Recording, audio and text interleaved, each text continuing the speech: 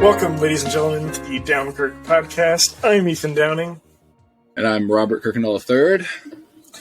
And this is the Downkirk podcast. So, dude, I have this notebook here that I've been wanting to use. It's a very cool notebook. It's very plain. It's just plain brown. Yeah. It's like super thin. And it just has, I don't know. You ever have a notebook and you're like, I want to have a reason to write in this notebook? You know what I mean? Dude, all the time. All the time. I have this really weird, like, fancy, like, leather strapped notebook. It looks like one of those things you'd find in a movie where, like, the psychotic guy wrote down, like, the secrets of the universe on it, you know? And it's just so funny to me to even think about using that for something like writing on, because I'm like, well, what am I going to write on this? I can't just write, like, a normal thing on it. You know what I mean? Like, right now I have, so, like, dude, I do this all the time. I will take, like, crappy notebooks that, like, my siblings had that they don't use anymore, right? And so then, like, I'll write stuff on it, you know? And then, like, on another page will be, like, their drawings, you know? And I just think it's so funny because it's, like, that's just what I do. I just find random pieces of paper and I try to write as much as I can on it. So it's, like, weird to imagine having, like, a notebook dedicated for that. Because I have so few notebooks. It's so nice to have to actually write with a writing utensil compared to typing. Yeah. I don't know what it is, but like, I get a nice feeling from it compared to typing. Like, I'm so distracted with typing when it comes to, like, just the internet and just, like, you hit enter and the line doesn't go where you want it to go or something, you know? It's like... Jerry Seinfeld had a line about that, I think, in one of his things. He was talking about how this thing blinks at him. The cursor blinks at him, and he says he puts all this pressure on him. So he never, like, uses the computer to write down his jokes. He always uses, like, a notepad. And, yeah, I think the thing about notepad is that I can somewhat write as fast as I think, but I can never type as fast as I think. And some people can. I can't. I'm too slow of a typer. Yeah. So, like, sometimes I'll be able, like, the really cool thing about typing is sometimes I'll be able to type and, like, adjust as I go, which is also what I would do, like, in college, because I'm such a slow typer. I would literally just go up there, right, and I would write a sentence, and then I would adjust it as I go.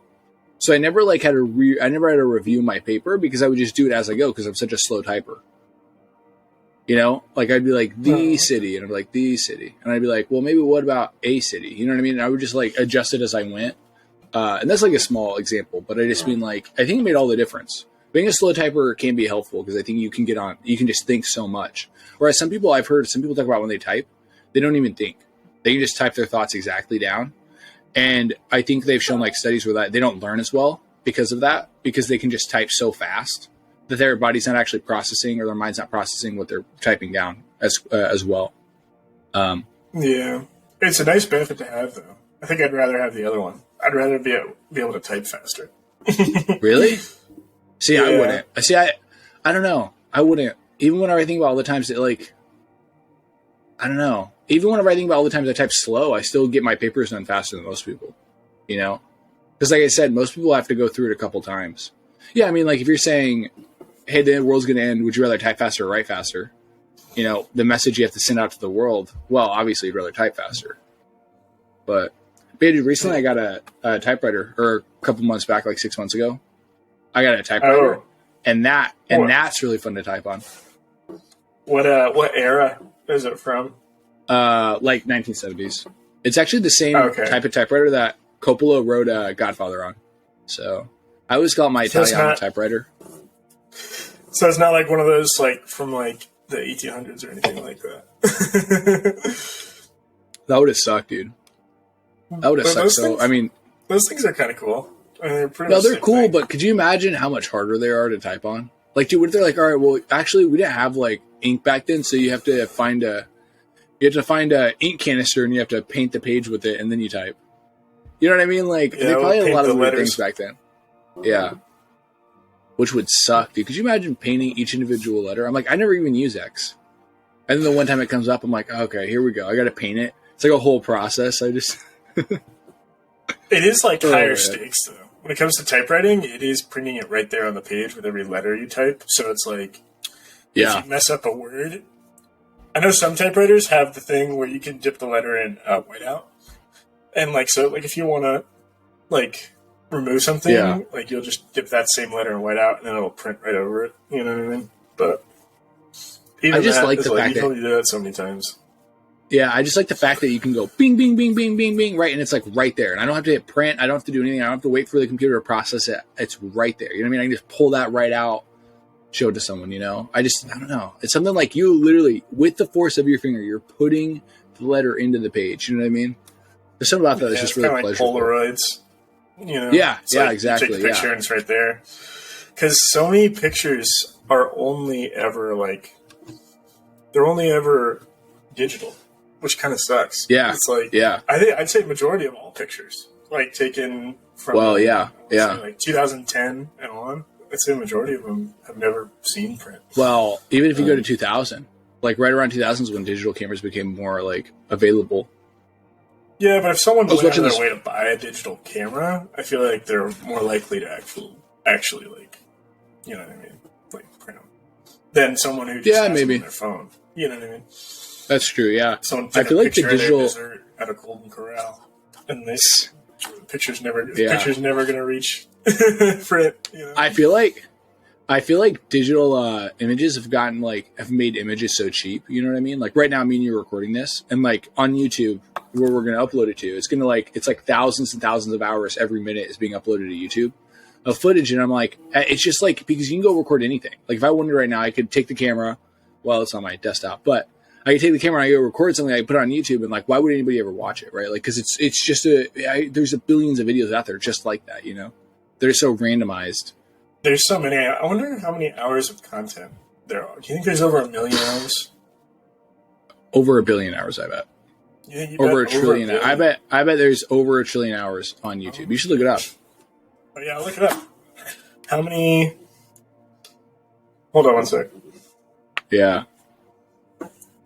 How's it, baby? I'm in the middle of recording.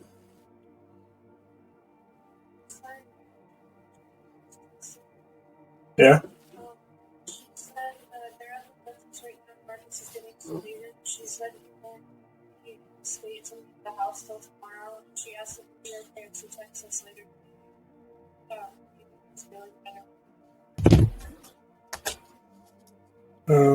Can we just reschedule her tomorrow?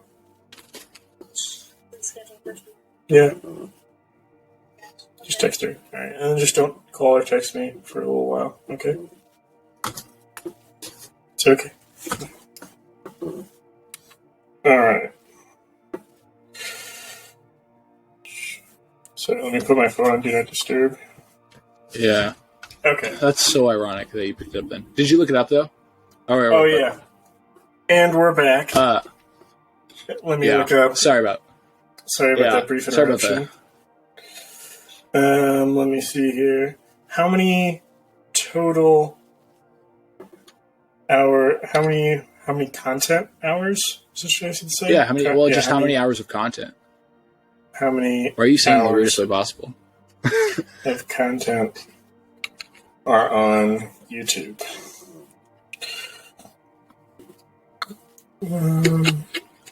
They say over 30,000 hours of newly uploaded content per hour. Yeah. So it would be impossible to quantify. Then the amount that'd be of content. That's definitely more than 1 billion. Yeah, it says over 250 million hours of videos watched on YouTube every single day. And wait, over 250 million hours watched? Every day. So there's definitely probably around like gazillion. Is a gazillion a real number? They said there's roughly 5 billion videos watched every day. Wow. Wow, that's a lot. 5 billion separate individual videos. Yeah, so it's if you add all that time together. Because someone might watch a video for like 30 seconds, and then that's still, you know what I mean? Yeah. It takes a while. Well, somebody might also 250 million. Well, somebody might also watch the same video like a couple times, though, you know? In the same day. Yeah, that's true. Yeah. But that's crazy, yeah, dude. YouTube. That's what I mean, though, is that, like, digital images have become a lot cheaper. Like, they're just, I don't know, you can produce them very quickly. Cheap, easy, fast, you know? That's why, like, it's so difficult to break into those things, you know? Like, obviously, we're having that struggle, but like in general, like that's why, like, I think when you see something that's animated, it has like more value because somebody had to take time out of their day to like actually animate it. Like that takes a lot more time than just me and you like hitting the record button and being like, all right, let's hit it. You know what I mean? Like, like that takes that's a lot more. I like this one YouTube channel called Real Life Lore, and this guy talks about like modern conflicts, and he talks about geography a lot. Like, like why does Russia have this one? Russia has that one little strip of land that's separate from the rest of Russia. In Europe. Yeah. And he's like, why does this exist? And then he talks about like the history of it, goes over history and geography. It's like, and he has like maps that he puts in, and he like animates stuff, and it's pretty cool. Yeah, he talks about the Russia-Ukraine war a lot, which I like cannot get enough of. That's like one news thing that I like. I'm still super interested in. Like, really, ever since the war started last year, I've always been like, because I always like kind of want to know what happens. Like, you know what I mean? That's high stakes. Like if the gas prices raise $1, that's not like, you know what I mean? Everyone's not going to die. Whereas, like, if the Russians take this town or they don't, it could be the end of the world. So it's like kind of funny. Yeah, I can see that a bit. I hate the news. I hardly ever listen to the news. I just don't even. The news is so depressing for me. Like, and I don't even mean like in a way that like, oh, I just can't face like what's going on. I just like the way that they go about it is like the worst way possible. They're like, yeah, today we had a triple murder homicide, and then they just keep on getting like more escalation on like how worse it gets. And then at the end of it, they're like, yeah, have a great day, guys. And you're like, my day is significantly worse now since you've informed me of everything that's going on in the world. And plus I think people overreact to a lot of the things that are going on right now. Well, they do everything they can to make it seem the most dramatic as possible. Yeah. Because it's more entertaining. Yeah. And another thing that people don't like about the news is that it's very politically biased a lot of the times. And like, there's a lot of times, which this never used to happen. I heard someone say that about how like, you never used to just hear someone's opinion on an event. Whereas like, whenever you go onto the news channels, so like Anderson Cooper's gonna be like, this is how I feel about this. And it's like you know what I mean? It's always like XYZ happened today. It wasn't like, this is how I feel about it. Like, I feel like a lot of that though has happened, just not as intensely. You know what I mean? Like it wasn't as played up now. Like for instance, you have Fox News with their set of people, you have CNN with their set of people, right? And they all like both of them have their own opinions on everything. Like they have complete sections of the news station where they literally just share their opinion. And part of that is also because they're trying to fill time, right? Because they have 24-hour news cycle now. Whereas before it was like a 12-hour news cycle, And so, I mean, there's like a lot more, they're trying to fill it a lot more. It's crazy to think that back in the day, something would happen at like 1 a.m, and then to be like, well, it's 6 o'clock, man, we're really gonna tackle this. Like, we're really like, that's funny. You just have to wait. It's just like, oh man, well, Carl hasn't eaten his cornflakes yet, so we can't talk. Well, part of that is too, though, because nobody would be up at that time, It's kind of like now we have such a large population of people now we're all connected through the internet that we can, reasonably you could put a newscast on at 1 a.m. in America and you could have like, I don't know, a decent amount of people watch it. Whereas I feel like back then you had like nobody watch it. I like hearing about news, but I don't like hearing about it from a news channel. Like, so I watch a lot of stuff on YouTube because YouTube is actually very informative. And then I'll read articles. It is too, which is nice. But I just feel like all the news people are just so like, "Hey, I'm Tim Howard. Nice to meet you guys." Like I hate that they don't talk like normal people. It infuriates me to no end. Tonight, and then it's just like, dude, talk like a normal person. Talk. Say words like you're talking to me right now. Talk. Like, you know what I mean? I just want to like grab their face and just shake it. I'm like, stop talking like that. Why are you doing that?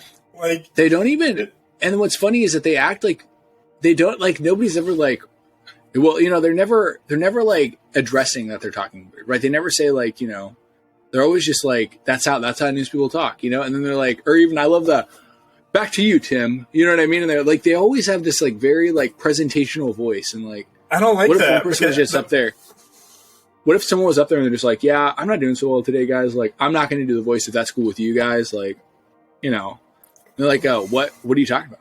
Like everybody's like looking around. We don't do a voice. The Russians blew up this town. It's called like Goborchev or something. I don't know. There's a bunch of dead people over there. That's how they did the news. Back to you, Jeff. I mean, I don't know what else. We really don't know anything, and we're just currently reporting our opinion right now. I mean, yeah, it's definitely one of those things where like. You can tell they're trying to make it like you said, like as intense. Like they're selling you on the news, but you're like, I don't need to be sold on the news. Like the reason why it's called news is because it's new, right? Like that's why people listen to the news to find out what's new. Yeah, you know. And there is like higher incentive to only share bad news, to only share like you said, like you know, like a guy shoots gas station clerk in the face and he had like 4 kids or something like that, as opposed to like, you know, like this charity donated $1 billion to St. Jude's and it's amazing, and you know what I mean, and here's their story, like, you know what I mean, like I feel like that doesn't, that happens like maybe like less than 10% of the time, like where you're like, well, I feel like it's funny how you rattled off so quickly like just a devastating story. Man with 4 kids gets shot in the face, father of 4 shot in the face and lived, and gets brutally murdered 5 times over. He was brought back to life, then he got murdered again, and then brought back to life, and then got murdered again. Yeah. You know, and then you're just rattling off this horrible scenario, and then even for the good scenario, you're like, I don't know, like you struggle to even come up with a good scenario that would be newsworthy, whereas with a bad scenario, you just like, you know, it came off the top of your head like that. I mean, I think that speaks to the current climate of the news, where like they're definitely, you know what I mean, they're motivated, like you said, to share the worst of the worst, and sometimes I'm like, I think you're just adding stuff in there. You know what I mean? Like they'll bring in like family members that are like only like the family members that hated the victim. You know, they're like, yeah, dude, like Johnny was such an awful guy. Like really, he might have deserved to die. Right. And, you know, and they're like, you know what I mean? You're like, why would they say that about their cousin? You know, like maybe I've never heard that mourn him a little more. No, dude, I've heard crazy. I've never heard anybody say they deserve to die, but I'm saying I've heard crazy things. People say like crazy things on there, you know? I mean, there's whole compilations of it. I bet so. And I just, the fluff pieces are more common with like local news stations because they don't have as much to talk about. You know what I mean? Like, here's what's happening in central Michigan or something like that. And it's like, you know, they have to like kind of come up with they're going to get a new sidewalk in Bennington or something like that. You know, it's like, I think that's kind of cool. I think that's the kind of news that I might listen to at some point. Seriously, the news like huge conglomerate news stations are horrifying because they have motivation to do stuff like that. Like local news stations have what do they, like you said, they talk about sidewalks. Yeah, we got a new sidewalk coming into the downtown area. How do you feel about that? You know, and they're like, it's going to open up foot traffic on Western. It's like, oh, that's sweet. Awesome. Yeah. It's like, same thing with like, I don't get, what is your theory on why so many old people become like 10-hour news watchers? Like that's how Kaylee's grandparents are, and that's how my grandma is that they will plop down in front of CNN for 10 hours. Like in the morning, they wake up to CNN and they fall asleep watching CNN. Like they don't do anything else. That's all they do, dawn to dusk. Yeah, well, I mean, usually they bake stuff, you know what I mean? But it's on in the background. It's funny that you said my great grandma, she was definitely like that, but she was like that with the radio news. I remember she used to listen to the radio news all day long. Like that would just be her day. She wouldn't turn on the TV? No, she would sometimes, but I'm saying it was mostly radio news. You know what I mean? She'd turn on the TV if she wanted to watch the news, right? Because what I'm saying is she would do stuff around the house, and so she'd have the radio on. Dude, my grandma was the original broadcast watcher. She was the original podcast watcher, dude. She would like literally just turn on the radio and just walk around the house and do stuff like all day long. That's what she would do. That's not uncommon. My great grandfather used to do that with police scanners. He would sit and listen to the police scanners. Oh, really? Yeah, because he was an old highway patrolman, so he knows all the codes. And so he'd be like, "Oh, that's man, so, dude. A 1022 is happening right now over in Garfield You're like, County." What's that? Oh, somebody hit a kid. No, nothing. Someone tried to change it. Tom Brady's sperm. But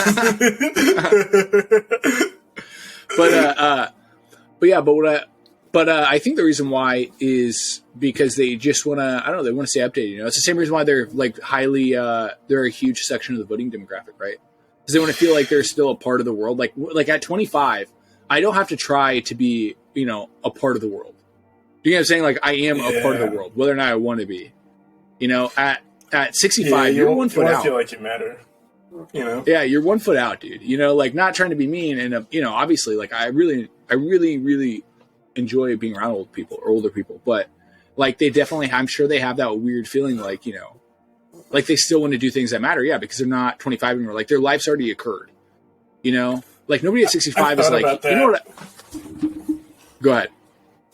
Like, imagine if you literally can't plan that far into the future because you know that, like, your days are numbered. Knowing that your days are numbered, like knowing that it's coming for you, right? Like, you know what I mean? Like I feel like that's the worst part of the death penalty is knowing, like, all right, December 5th, that's your day. You know what I mean? And you have to be like, I would think you have to like think about that. You're like, man, it's like 6 months and like 4 days or something like that. Like, that's going to be my last day.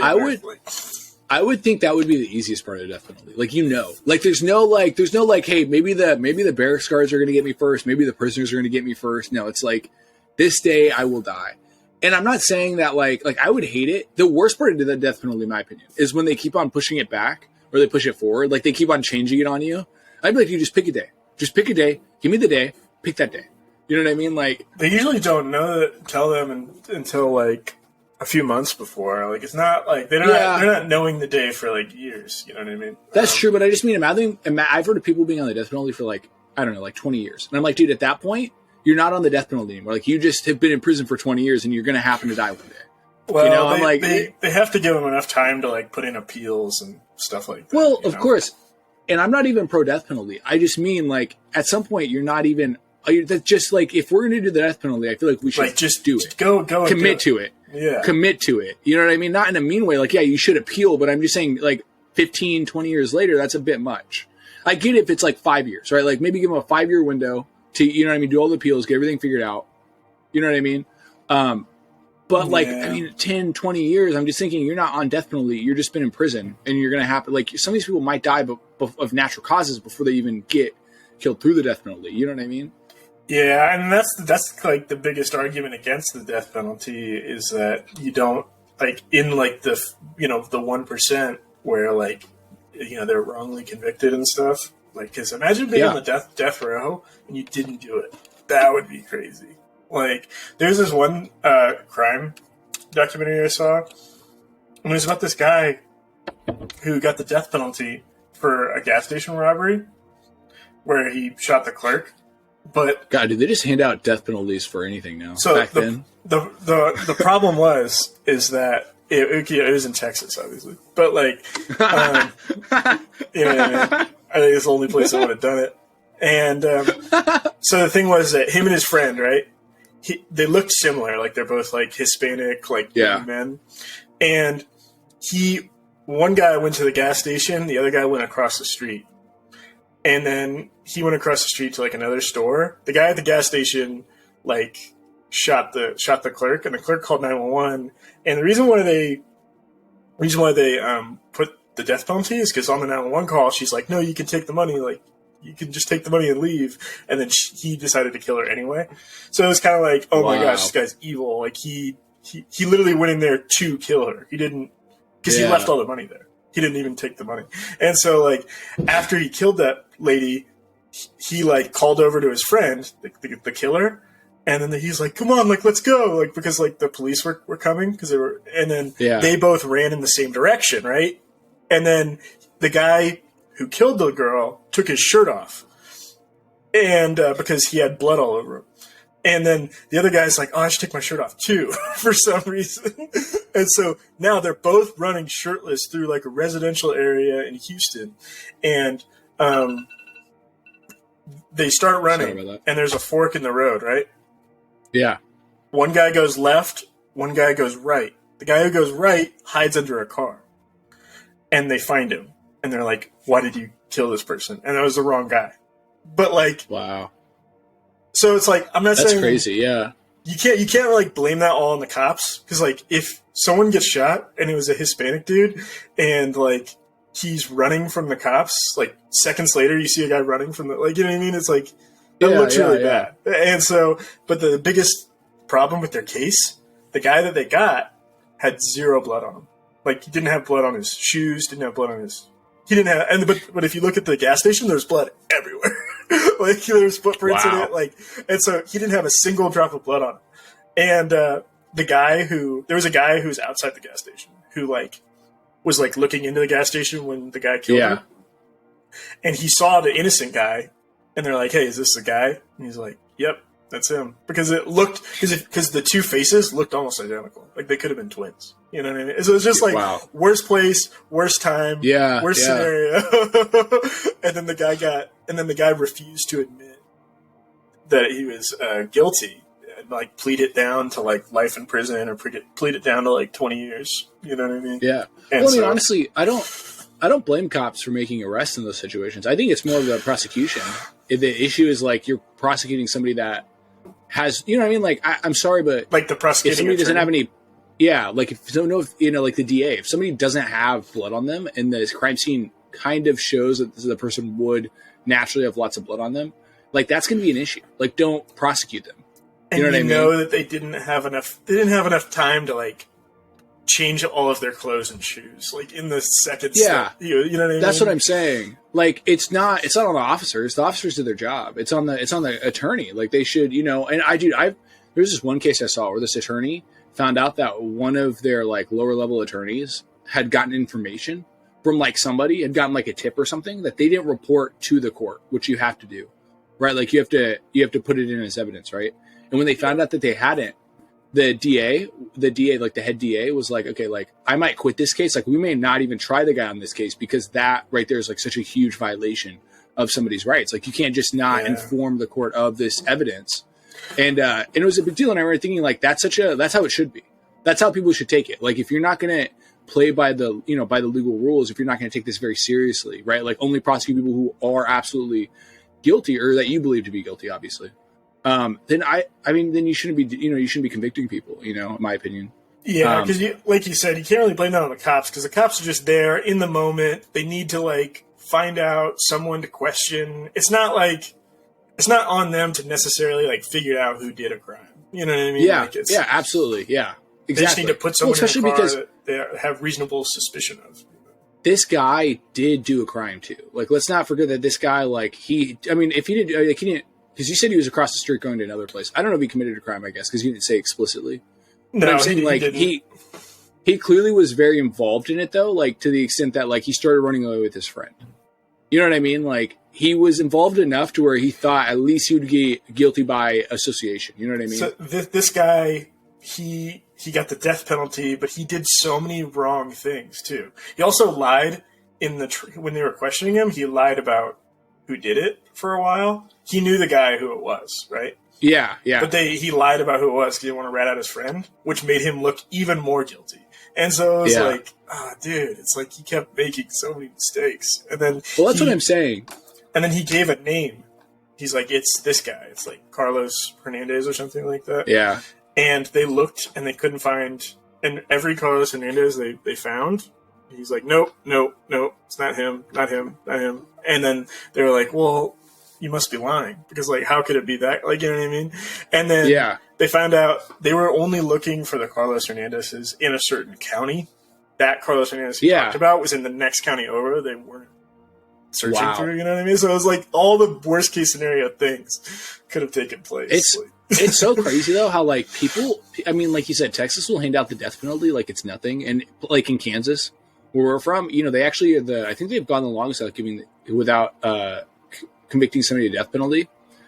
The last time we did, I think, was actually that really famous case, the In Cold Blood case, where they Truman Capote.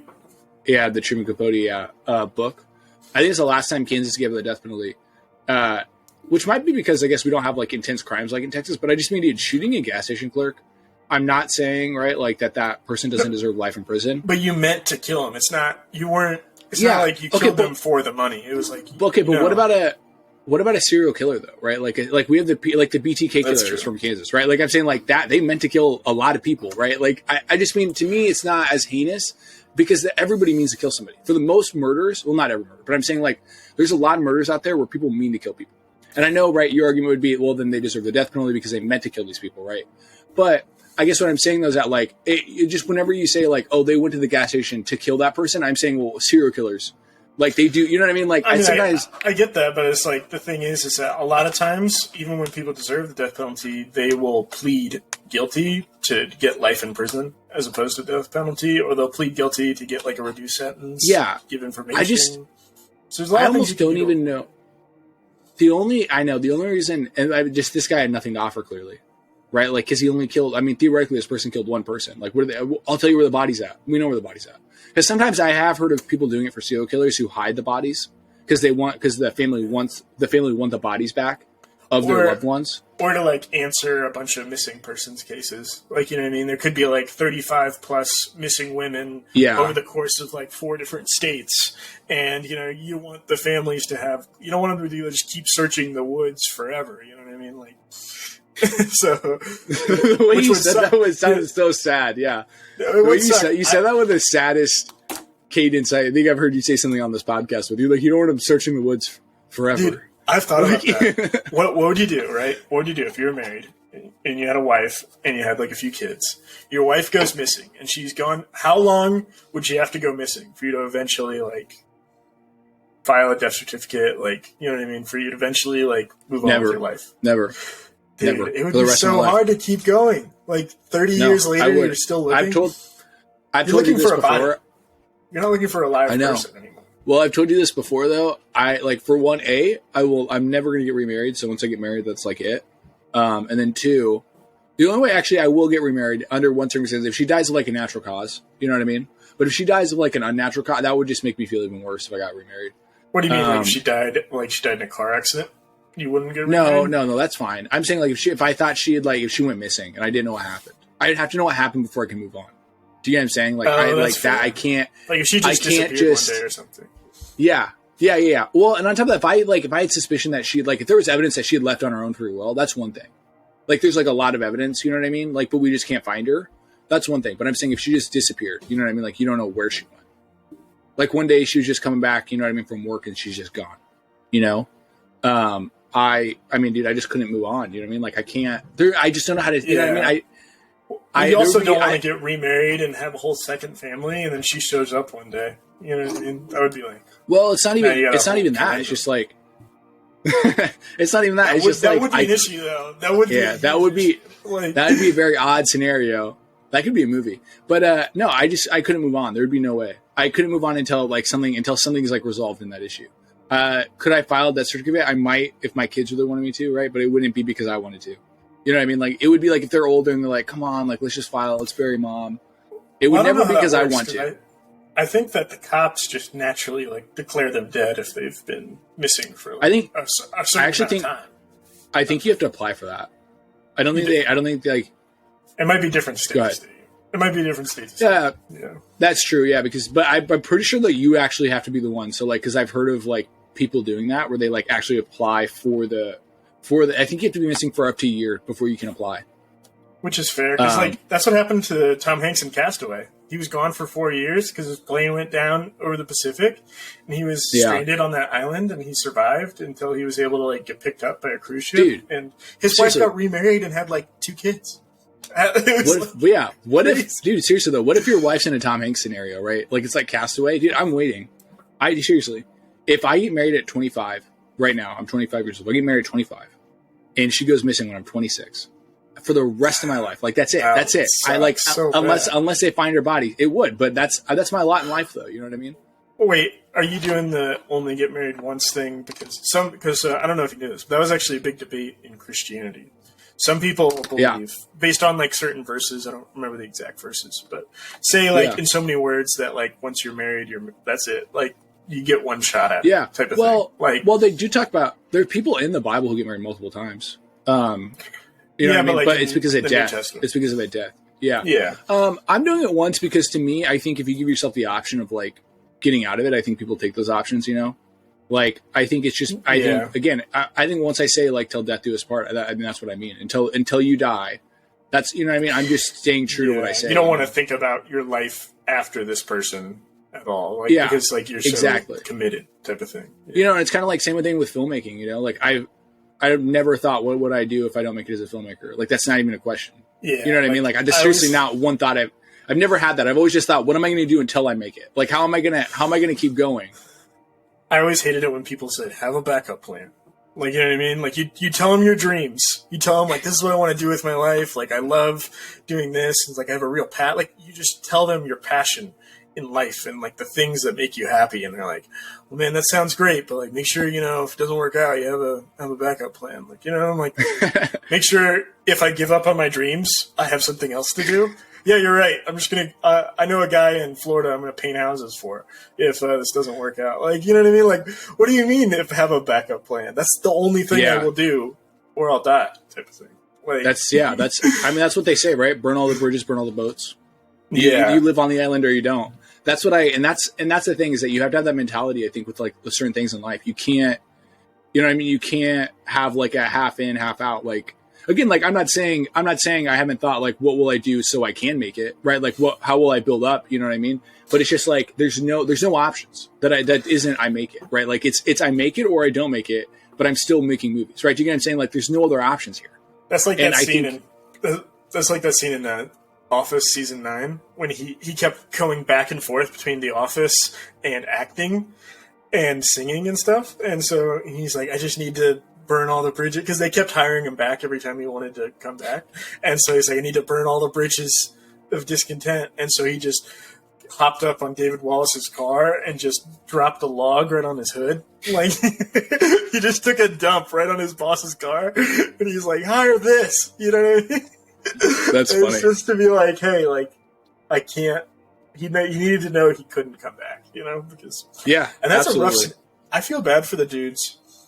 I feel bad a little bit for the guys that at a young age, they get an amazing job that pays 6 figures. The money is so good that it's hard to step away from. You know what I mean? Because it is hard to step away. It's hard to step away from an insane amount of money and then go right back down to like struggling. Well, you know what I mean? Dude, have you heard Jeff Bezos' story, like, at all? Like, I'm not necessarily the biggest Jeff Bezos fan, but he had a really good thing about that. He said he was working like a 6-figure job, or like right around there. I can't remember what his job was before. He started Amazon. But he told his boss about it, and his boss was like, that's a great idea for somebody who doesn't have a 6-figure job. Right? And I'm like, God, that's what, you're already set. Yeah. Now you're set, Jeff. Why don't you just give that off to somebody else and let somebody else do it? Because, you know, you already have a good job. And like that's the mentality that will kill you. You know what I mean? That's where I think hearing that. I do understand it a little bit though, because if you have 4 kids and a nice house and 2-car garage, and it's like it is hard to like just be like, hey, we're selling all this off. Like, you know what I mean? Like our kids might not get new toys for Christmas because I want to go for this job. Like I understand that's the financial why you don't burden. Have kids. I understand the financial burden of like going after your dream. You know what I mean? Like, absolutely. I mean, what Brad Pitt quit a week before he graduated. Like, do you remember I told you that story? Just to move to Hollywood. That's insane, though. He should have just graduated. Yeah, he should have graduated. I do agree. If you're a week away from graduation, graduate. Okay, it's a week. It's just crazy though. Like I'm saying, it's that mentality though that gets you there. And Jeff Bezos, I don't think he might have been married at the time. I don't think he had any kids. I don't think he has any kids now. Well, he was definitely married before he became like a billionaire. What's that one chick's name? I can't think of her. She's like a good-looking chick too. Like he got her before he even had his billions. I was like, man. Well, but what I mean though is that like it's that mentality though that like that's the things that make you or break you. You know what I mean? Is this 6-figure job good enough for you, or are you going to go chase your dream? You know what I mean? And I think like that's I don't know. That's how you have to be alive. You know, you have to constantly be pushing yourself. You know what I mean? You can't be satisfied with, oh, just this or that, good enough, you know? And that's what I think you see, like, the people who make it, they're not satisfied with, oh, this was good enough, you know? Yeah. Well, you know, what I think is funny is that the 2 richest women in the world, I don't know if you know this, are Bill Gates' ex-wife and Jeff Bezos' ex-wife. Those are the 2 richest women in the whole world. I think after that, it's Oprah. I think she's the 3rd richest woman in the world. Is it? But you do realize also, though, in defense of them, the Walton family actually would be the richest. In terms of overall money, the Walton family is the richest. One individual with independent wealth. Yeah. Well, because they have a collective amount of billions. Well, yeah, they have 4 siblings, I think, that got it from the Walton, from Sam Walton. Name. Yeah, Sam Walton. Yeah, Sam Walton. But I'm saying, like, if they only had 3, they might have been the 3 rich. You know what I mean? They might have. So, like, it just depends on how they break it. But yeah. Well, another thing they don't talk about is how there's oil families in the Middle East that are so fabulously wealthy that they think that they might be trillionaires, but they just don't. They don't release that to the public because of how, you know what I mean? Like they own third world countries. Like you know what I mean? It's the amount of no exactly. You know, that's what I mean. It's like some of that's hard to quantify. You know. Well, do you remember how, like, Carlos Slim, like, shot up the charts? And it's like you were talking about, it's because he bought out all the telephone companies. Part of me wonders, all right, so, like, is your net worth determined, right? So, like, let's say John Smith, right? He has $100,000, he has, like, $100,000 boat. He has, like, a $500,000 house. He has, like, $400,000 worth of, like, assets, stocks. And, like, is all of that... So, like, when they say, like, oh, John Smith has, like, $2 million net worth, is like, that's not the money that he has in the bank, right? No.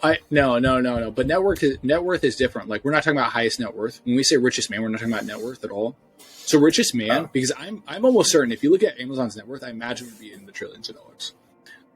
Is net worth just in terms of, like, the value of what you own? Is that pretty much what it is? Yeah. So I'm saying Jeff Bezos would definitely be a trillionaire, I think, if you counted net worth. Like, I mean, I'm just assuming he'd be closer to being a trillionaire than he currently is. Maybe not a trillionaire, but I'm saying clearly Amazon would be worth a lot. Like, it's only been trending upwards. So, like... The guy who owns Louis Vuitton... Sorry, the guy who owns Louis Vuitton actually has more money than Bezos. He's, like, the richest guy in the world. Wow. Surpassed him. But, that's crazy. But what I was going to say about Bezos is that I'm assuming it's his actual, like, his made money. How much money he actually took home. Like, in the bank. Which, yeah, like, by the way, that's the money that he makes, like, he has... Before taxes. It can't be, like, a year, you think?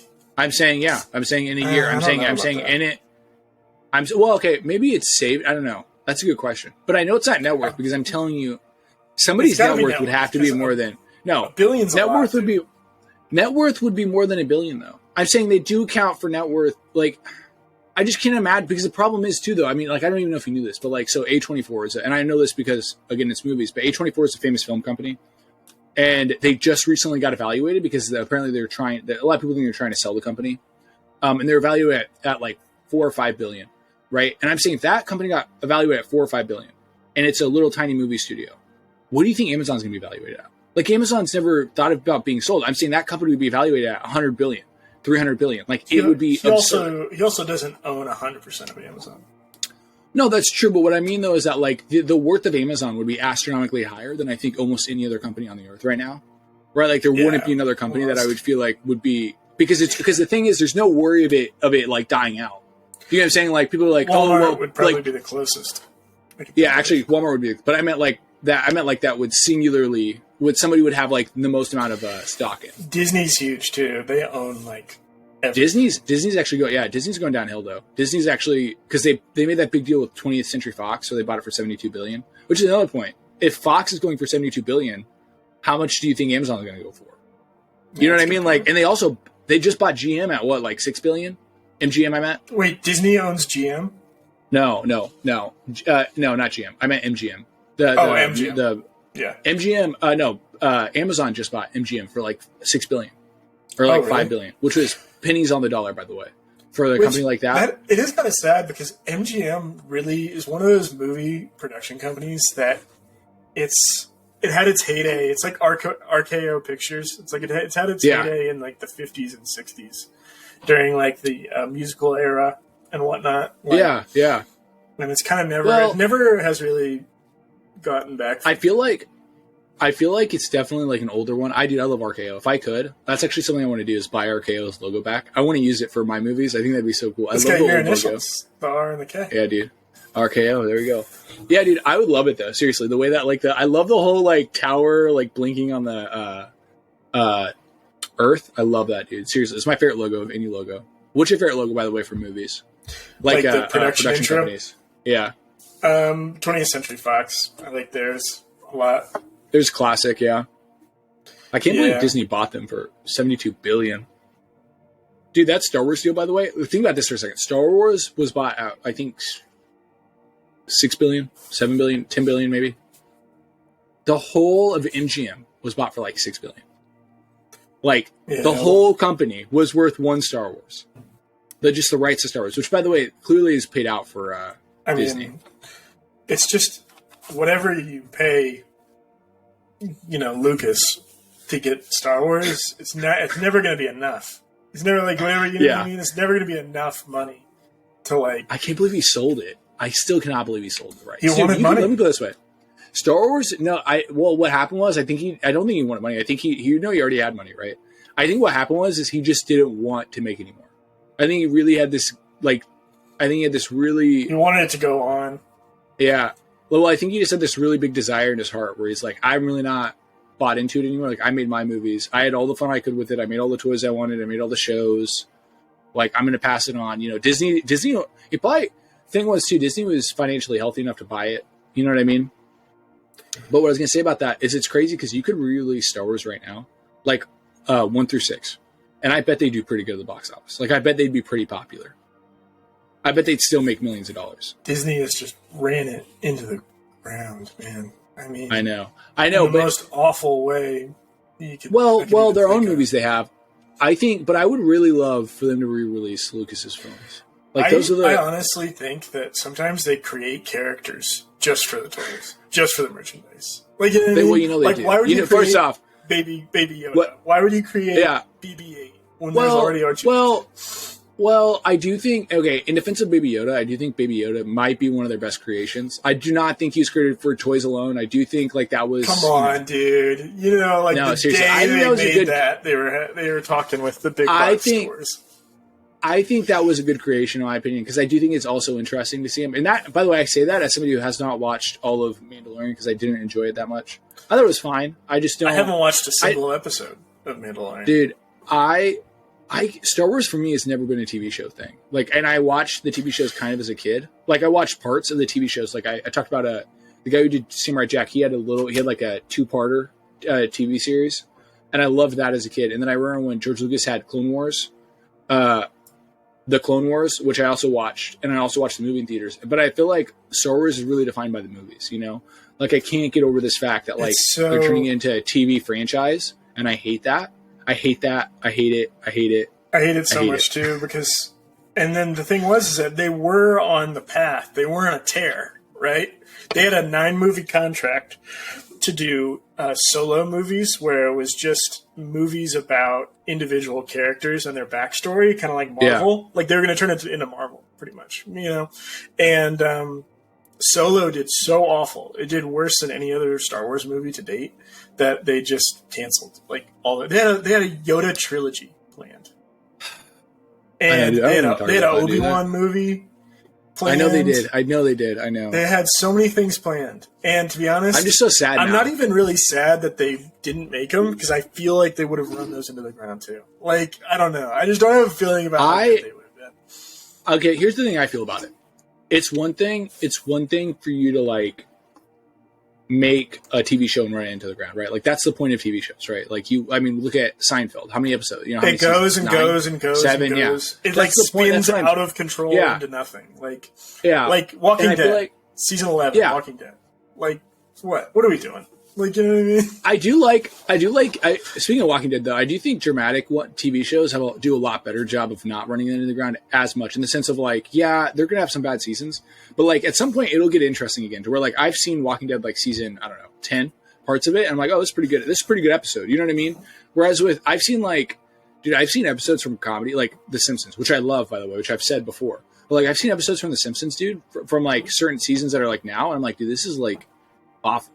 You know what I mean? I'm like, this is bad. This isn't, and I couldn't do, maybe I couldn't do better, but I just feel it's with comedy, it's so easy to run into the ground, I think, so fast. Your spark goes out a lot faster. It's weird. Another thing, though, that comedy has that drama doesn't is that comedy, it kind of doesn't. The story doesn't really matter that much to people. That's true. It is each episode is a mini adventure in and of itself. You can, Seinfeld episode, or an Always Sunny episode, It's like, Charlie's killing rats in the bar, and it's like, that's the episode. Well, that's what's so odd. That's why it's so odd about like comedies. That's why I think it runs into. That's why you can watch an episode of The Simpsons. Like you can literally watch like episode 12 of the same season and then episode 13, and 12 could be an absolute bomb. 12 could be the worst episode you've ever seen. 13 could be a banger, dude. 13 could be the funniest episode you've ever seen. You know what I mean? Because I'm saying like it flips on a coin like that. Whereas with like the one thing that's really nice about dramatic shows is that it so rarely ever flips on a coin like that, because if it's a good show or if it's a good story, it'll keep, you know what I mean? It'll keep getting good. You know what I mean? Traditionally. Well, I just think some things that are made into shows, like, definitely should have just been movies. Especially like if you, like, people had that criticism about The Watcher. Did you ever see The Watcher? No, but it's about the guy who watches those people from the house, right? He's like famous. Yeah, and it was like a true story. It happened in Massachusetts, and it was like a real thing. Yeah. People talked about how like they kind of kept repeating the same thing over and over in the episodes, where like the detective had a moment at the end of the episode where it's like, we got him, and then it turned out not to be the thing, so they could do another episode. And it's kind of like, just make it a nice, intense thriller movie. That you know what I mean? That has a beginning, a middle, and an end. Not a beginning, a middle, a middle, a middle, a middle, a middle, and then an end. You know what I mean? Because that's what a TV show is sometimes. That's, I feel like the worst scenario for Star Wars after Disney bought it was this exact scenario. The reason why I didn't mind Lucas's animated series that he did or allowed to be done while he was doing it is because that makes sense to me, right? Like he kind of wants to create a show for kids. You know what I mean? Like this is just furthering what he thought he'd do, except only there aren't real people, right? So there's less production maybe into it. There's less intense production into it. You know what I mean? Whereas like you watch the TV shows now, I mean, well, I don't know what these movies gain or TV shows or what these TV shows gain by being TV shows. It's that people spend more time watching them, I guess, because they could just be movies and they would be a whole lot better in my opinion. And another thing I've really not liked about Disney is that they seem to really push their like politics into their movies, which is very upsetting. I don't know. I think no, I mean I could see that. I think, but that's just something that any conglomerate's going to do. I mean, with every single. I mean, you say that, but like it's every happening single with Disney, like especially though. Like especially. Yeah, I think we're seeing it more intensely because Disney's kind of like right now unfortunately for everyone in some ways, it's kind of like the pallbearer of like the film industry. You know, like whenever you think of like you know what I mean, you think of the company in the industry, right? You're going to think of Disney and then everybody else. You know, I hate that Disney has taken that position because like when I was a kid, whenever something was made by Disney, I didn't want to watch it. So I was like, oh, it's for children. Really? It's going to be lame. Like, I literally thought, that's how I was. I still, to this day, if I see that something's made by Disney, I'm like, all right, I guess there's not going to be a lot of blood. There's not going to be a lot of gore. There's not going to be a lot of intense action sequences. It's going to be kind of for kids, you know. It's going to pander towards I actually really I like Disney a lot, and I think Disney did a really good job early on, like up into the like 90s. Maybe like late 90s, early 2000s. Like even through then. They stayed in their lane. That's the thing. They were what they were for its audience. It's right around 2009 to like 20, like I don't know, I say 2015 when they really 2016 maybe they really started changing. They started shifting into this monolithic company, which is also when they bought Fox out. But I just mean they started really changing. They started changing huge. Yeah, I think Disney. It's turned into a monster. I think Disney was going to happen. Yeah. I mean, I think Disney's going to go down though, like, or not down like in a bad way, but like I think they're going to sell some assets, obviously, at some point. I think I just think they need to stop Disneyfying everything. You know what I mean? Like, I don't think that. Okay, look, I'm not a huge fan of Disney, and I'll get on Disney as much as everybody else, but I just feel like it's not as bad, right? Like because they still do make good movies. Like I remember as a kid, dude, I loved the Atlantis movie they made, and I mean even now when I watch the Atlantis movie, I still like it. Like I don't have to be a kid to enjoy it. You know what I mean? Or even The Lion King, dude. The Lion King's I don't great. know. You don't like Lion King? What good movie have they made in the last? What good movie have they made in the last 4 years? Since 2018. I liked Raya and the Last Dragon. Have you seen that one? No. That one's pretty good. I wouldn't say like the thing is though. Would you say great? I wouldn't say they made a great movie since then, but I would say they made good movies. I think making a good movie is not hard. Making a great movie is. Do you know what I'm saying? Like, I think a lot of things can be good. I think very few things are great, though, which is what I think they used to do. Like, whenever you watch, like, Fantasia, dude, that movie has, like, don't get me wrong, I'm not saying it's the most entertaining movie at times, but it is so beautiful. I mean, that movie is so amazing. I love Fantasia. Have you seen Fantasia? I don't think I have. No. That's the one with Mickey Mouse. It's like a famous one with all the music and the animation. Oh, okay. I love Fantasia. Fantasia's super popular though. In terms of like Disney. What if they buy Warner Brothers? Somebody said they might get close to like. I know that with Fox, they were getting monitored by the government for monopoly laws because they bought Fox because they also own ABC. They're not going to buy Warner Brothers. Warner Brothers isn't for sale. They're selling their music catalog right now, but I don't think Warner Brothers is even close to being for sale. I'm just saying. Somebody suggested that's the next step. That's like they're just breaking Universal. Yeah, Universal they're not gonna do it though. Disney can't expand. The only way they can't expand by buying another company. I mean, because like you just said, they're already being monitored by the government, dude. They wouldn't have a monopoly even with Warner Brothers. They wouldn't have a monopoly, but I'm saying like they're getting too close. I think. Do you guys saying like they're getting to the point to where like they're like the Tower of Babel, like they're gonna fall over the edge. I think they're just going to keep diversifying. They're going to like break into the food market. They're going to open restaurants. Like they're going to buy like a chain. They're going to buy Target or something like that. You know what I mean? Like I think they should buy GM. By the way, I was thinking about that. Imagine having like a Disney car, dude. What if you had Goofy's car? I can't think of a worse thing ever. That's like I can't think of a worse thing that you've ever said. GM that has so much history. I have so much love for it. Americana and like hold up. You know what I mean? Like Disney is American. Like that's the most Americana thing. Disney's probably the most Americana you could get. To Disneyfy GM, that makes me want to vomit. I'm saying in a goofy way, like in a very funny, like very extremely goofy way. Yeah, it's an extremely goofy movie. Here we go. This is a promo for that movie. No, there's nothing creepier to me than a Disney adult. I hate Disney adults. But what I'm saying is, what if you drove a car that had like a fucking hat? 57. Okay. I'm gonna write that down.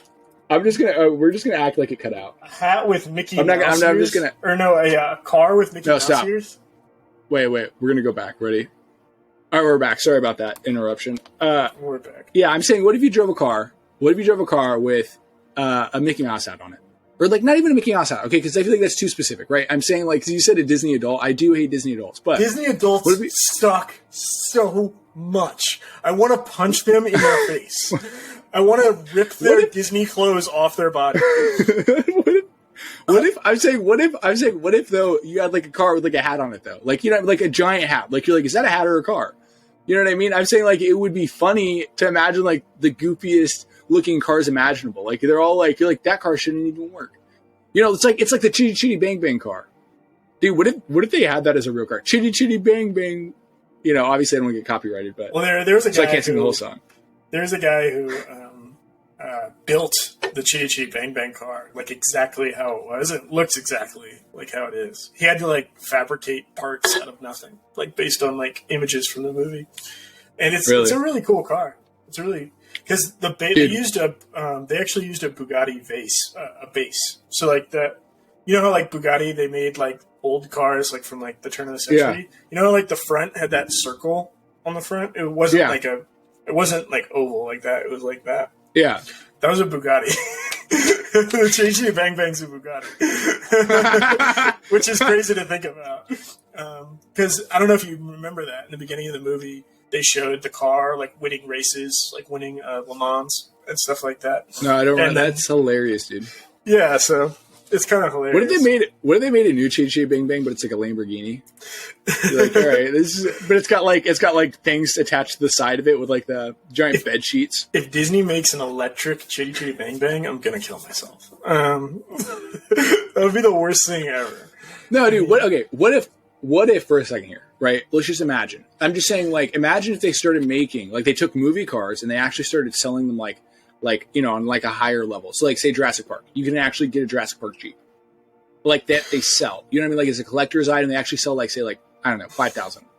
I think that would be pretty cool. It would destroy the collector's market of already existing fabricators that are out there that actually build those for fun. But you know what I mean? Okay, built them for fun. But I'm saying it'd be cool to have like an official one. Like imagine if you had everything. Like you even have things that you couldn't possibly make. You know what I mean? You couldn't possibly fabricate. Can I tell you the movie car that I want more than any other movie car? I've wanted this car since I was a let's kid. hear it. I think you've said it. I think the paddy wagon from SpongeBob Squarepants movie with the pickle wheels. Dude, and you're telling the spatula key. Yeah. What if they made that? What if they made that? You're telling me that wouldn't be awesome? If Disney made it, it would suck. I'm telling you, if Disney made it, would suck. No, it wouldn't, dude. They would find a way to make it suck. No, dude. Okay, first off, this Disney hate is not fair because I bet it would be awesome. I bet at the very least, they'd at least make it exactly how it looked in the movie. What if they also made it run off of fry oil? Which they obviously couldn't do, but that'd be funny, dude. You can cook fries while you're driving. They would have to make it electric and then put those in there just for show, type of thing. What if? Well, does that not expand? Right? Doesn't that expand? So when you heat it up, so couldn't you theoretically? Does what? Is that a steam engine? No, I'm saying the fryer oil, right? Like, doesn't that expand? Right when you heat it up, when you're cooking it, it's just evaporating onto the hood. Yeah, what I'm saying though is that's how steam engines work. Do you get what I'm saying? I'm saying when you evaporate water, do you get what I'm saying? The steam is pushing the engine along. I'm saying you could do that. God, how slow would the car be though? You could do that with the. They made steam cars that could go like 50 miles an hour. Like they made them pretty fast. I love how you said that. Like that was like. I mean, 50 miles per hour is fine, dude. But that was fast. I remember when we went to the Truman Museum. Somebody said that Harry Truman liked driving away from like getting in high speed chases with Secret Service at 50 miles per hour. And I just remember when they said high speed chases at 50 miles per hour, dude, I laughed. Like I chuckled to myself. I'm like, well, that's hilarious. Though, he was president in the 40s. I don't know if that would have been like crazy. You know what I mean? I don't know. Like, what if? I mean, they're like, whoa, the speed limit. The speed limit of, he hit 50. Of we need roads. The maximum speed limit was 55. So he's still in speed limit if he's. Dude, what if 50? What if he's like, all right, he hit 50. We need to take him out. Take a shot if you got it. Take a shot if you got it. He's the president. Take the shot. Take the shot. He's so funny. But the president barrel rolled in his Camino across the highway. He's just rolled 16 times. Dude, the worst car that I think I would never want is that one. Speaking of, because we were just talking about that, would be the JFK car. I would never want that car. For as long as I live, dude, someone's like, dude, there's no way I would ever want that car. I'd always be like, I'd be terrified. Like I would sit in the back. I would sit in the exact same seat.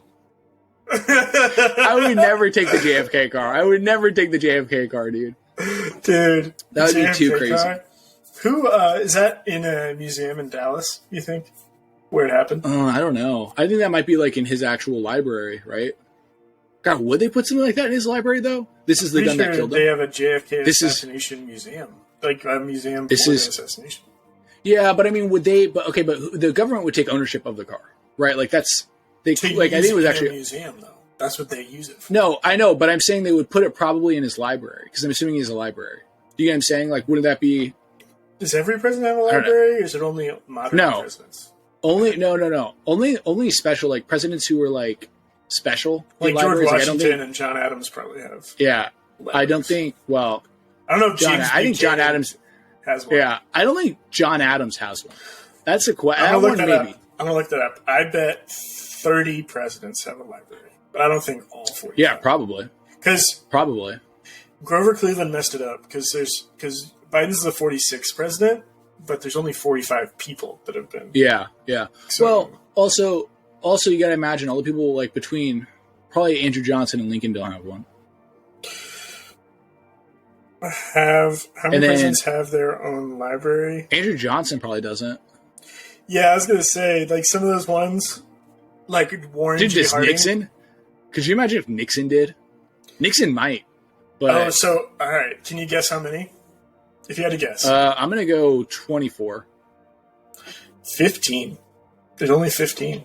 Wow. Just JFK? So it's for every president since Herbert Hoover. Okay, that makes a lot of sense. Because the whole thing is that they're supposed to like create their own library. Because like they make you do it. They say you have to. That's a part of the thing. Like they're have like, to do it. No, you have to do it because George W. Bush didn't want to do it. I don't know if you heard about that. He didn't want to do it. No, I didn't. But they told him he had to. That's so because you have to like because they want it to be like a museum for. I don't know. I think it's a little bit too like glorifying. Not even to be mean, dude. Not even to be mean, but you know, Donald Trump was a little too happy about that. Donald Trump already had his library. His library is gonna be insane. There's gonna be like chicks with their tits out. There's gonna be like champagne like raining from the ceiling. There's gonna be like so many insane things. Dude, it's just a strip club. It's not even a library. It's like a strip club with like books on the side though. It's gonna be like the Playboy Mansion, dude. It's gonna be insane. I guess this is a library. I guess this is. There's gonna be an exhibit. Does anybody read books here? You know how like you go through the exhibit and there's like walls of glass and you can see what's behind. There's gonna be one exhibit and they'd be like, here's Trump's car. Here's the uniform he wore when he was in military school. And here's Trump. And it's just him just behind the glass, just drinking coffee. Like, you know what I mean? He'll just how funny would that be? Like, there he is. Dude, I remember when we went to Truman's, he literally had they actually had like his tombstone. That's where his tombstone is, right? Or his grave. What if for like Trump's dude, they have there? Yeah, he was buried there with his wife, I think. No way. Dude, I was just thinking, dude, what if Trump's coffin was made into like a strip pole, and like they're like, come on up and like strip on President Trump. You know, I don't feel comfortable doing that. Like getting the guys up there too. I don't think he would like this.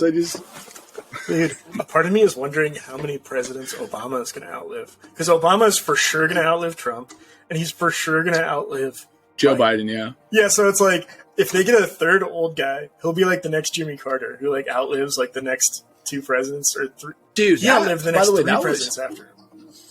He's still alive, right? Jimmy Carter's like 100, and he's still alive. Yeah, but he's still okay. The way you were talking about him, he died, and I was like, I was about to say, dude, because that would be huge news. So I think everybody's been waiting because like the presidents you're right. He's like him 100. How many presidents have been after him? Reagan, G.H. Bush. Who was right after H.W.? Yeah, George Clinton. Yeah, okay, so he's outlived two after him, though. But that's still crazy. Well, he might outlive Clinton, too. He might, dude. Clinton's old. He might. You know, dude, you know what's funny, though? Have you heard... you know what I love? This is what I love about, like, older politics. And not, like, in a mean way that, like, newer politics are, like, bad, but, like, older politics are, like, George H.W. Bush, George W. Bush, and Bill Clinton were all really good friends. I don't know if you knew that, but they're all, like, even still, Bill Clinton and George W. Bush are really good friends. And I'm like, I don't know, like, that's how it should be. You know what I mean? Like, isn't like, we all want what's best for America. It's not about, like, you know what I mean? Like, being angry and, like, attacking each other all the time. But yeah, dude, I love it. I love that, like, they can just develop that. Dude, imagine for a second there. Imagine how cool it would be to be part of a club where, you know, like, only, like, 45 people have been a part of. You know what I mean? Like, God, that has to be the coolest thing. I remember there was a story that Louis C.K. was telling about how Nixon picked up a hitchhiker when he was in his presidential motorcade. Like when he was, did you know that? He actually picked up. He picked up a hitchhiker that was like just on the side of the road. They were going from like DC to wherever, right? And in his like limousine, and he's like, we can talk, but not about politics. You know what I mean? Because he was the president at the time, and they talked about the NFL. And he said the guy who was talking to him, like Nixon knew so much about the NFL, it was like concerning to him. He's like, how much free time do you have on your hands to watch this many games? Aren't you president? Like, what do you? Yeah, that's funny. Like he was talking about like draft picks and like, oh man, I watched him when he was in Alabama and like stuff like that. Like he was talking about all kinds of stuff with the NFL. Have you heard that story where Nixon? It's a super famous story about college football where Nixon picked because they used to not have like an official championship. They used to just be like whoever everybody wanted to see. Like whatever bowl game everybody wanted to see was the championship game. Do you know what I'm saying? Well, it was never that. It was always the people who had the best record. I'm saying that's what it was. Well, no, I'm saying that's what it was in the day, like back when Nixon was president. I'm saying it literally was whatever game's like the most hyped up. So I'm saying like they would have like because they'd have multiple undefeated teams. No, I'm saying they would have multiple, but I'm saying they'd have multiple undefeated teams. So what I'm saying is that you'd have like 6 teams that are all undefeated, and they would or you might even have like there was one game where one of them lost a game. They would go by other metrics though. It was never just who people wanted to see. It was always like I'm saying that's to some extent. But what I'm saying is that and this is what I'm trying to say. You can look it up right now. Metric is the best. You know no, but I'm saying you could look. What I'm saying is there were two teams that were undefeated, right? They both had a bowl game. It was Penn State and Texas, I think. But they had opposite bowl games. There are only two undefeated teams. So whichever game President Nixon went to was going to be the championship game. And President Nixon went to the Texas game, and that the guys for Penn State always, I think it was Joe Paterno, I think his name was. But he said ever since then, he was a real diehard Republican. He said ever since then, though, he never, not once did he talk to Nixon again. Now, and they were apparently really good friends before that. He didn't talk to him once after that because he was so upset. But what I'm saying though is that Penn State was undefeated and they didn't play Texas. So it wasn't about, because they had different rules back then. So I'm saying like the winner of the, I call BS on that. There's no way. Dude, for real. Yeah, dude. They've been going by the best record. There's a whole, and the best no, teams. dude, there's a whole, no, this is not, dude, there's a whole thing. It's called look up Nixon's championship. Nixon's NCAA football championship, dude, because it was such a big deal. They have a whole like 30 for 30. Because back then that's what I'm trying to tell you, the different rules back then. Where like certain teams from different conferences would play each other in a bowl game. Yeah, but Nixon was far from alone. 11-10 Texas is the unanimous choice as the mythical national championships, right? But a lot of people thought it should have been name Texas over Penn State, even though they never even played. So they ranks the teams based on the members' evaluation of the teams, performance on the field, using conference championships won, strength of schedule, head-to-head results, comparison of the results against common opponents. Decide the teams that play. Yeah, but what I'm saying is, look at the Nixon thing. Yeah, it's called Nixon's National Champs. I'm saying that year, Nixon picked the national championship game. He picked who was going to be the national championship game. Because I'm saying, like, it's a whole ESPN 30 for 30. It's literally called Nixon's National Champs. It was like, dude, it was crazy. Literally, dude, the guys for Penn State were so upset. Holy crap, dude. They were down 14-0, and they won 15-14. That's how football was played, I guess, back in the day. It was 15-14 games. How many games did they play? They played 14, I think, or 11. But I'm saying the game was decided 15-14. That was the final score. The national championship game was 15-14. That is low. They must not be able to move that well. But what I'm saying, though, is that they used to pick them, like, it was very random. It was, like, that's why they have, if you look back way back in the day, that's why you can have, like, 12 different, or you didn't have 12, but you have, like, 4 or 5. I've seen, like, 4 clubs claim national championship status in the same year. Like, dude, they recognize as a national championship. He's in the stands. He's not, like, no, dude, look. He's not in the box. I'm saying. That's crazy. Yeah, look, no.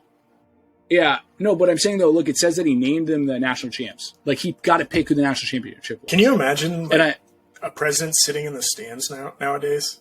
Like, there's no crazy that they wouldn't let him.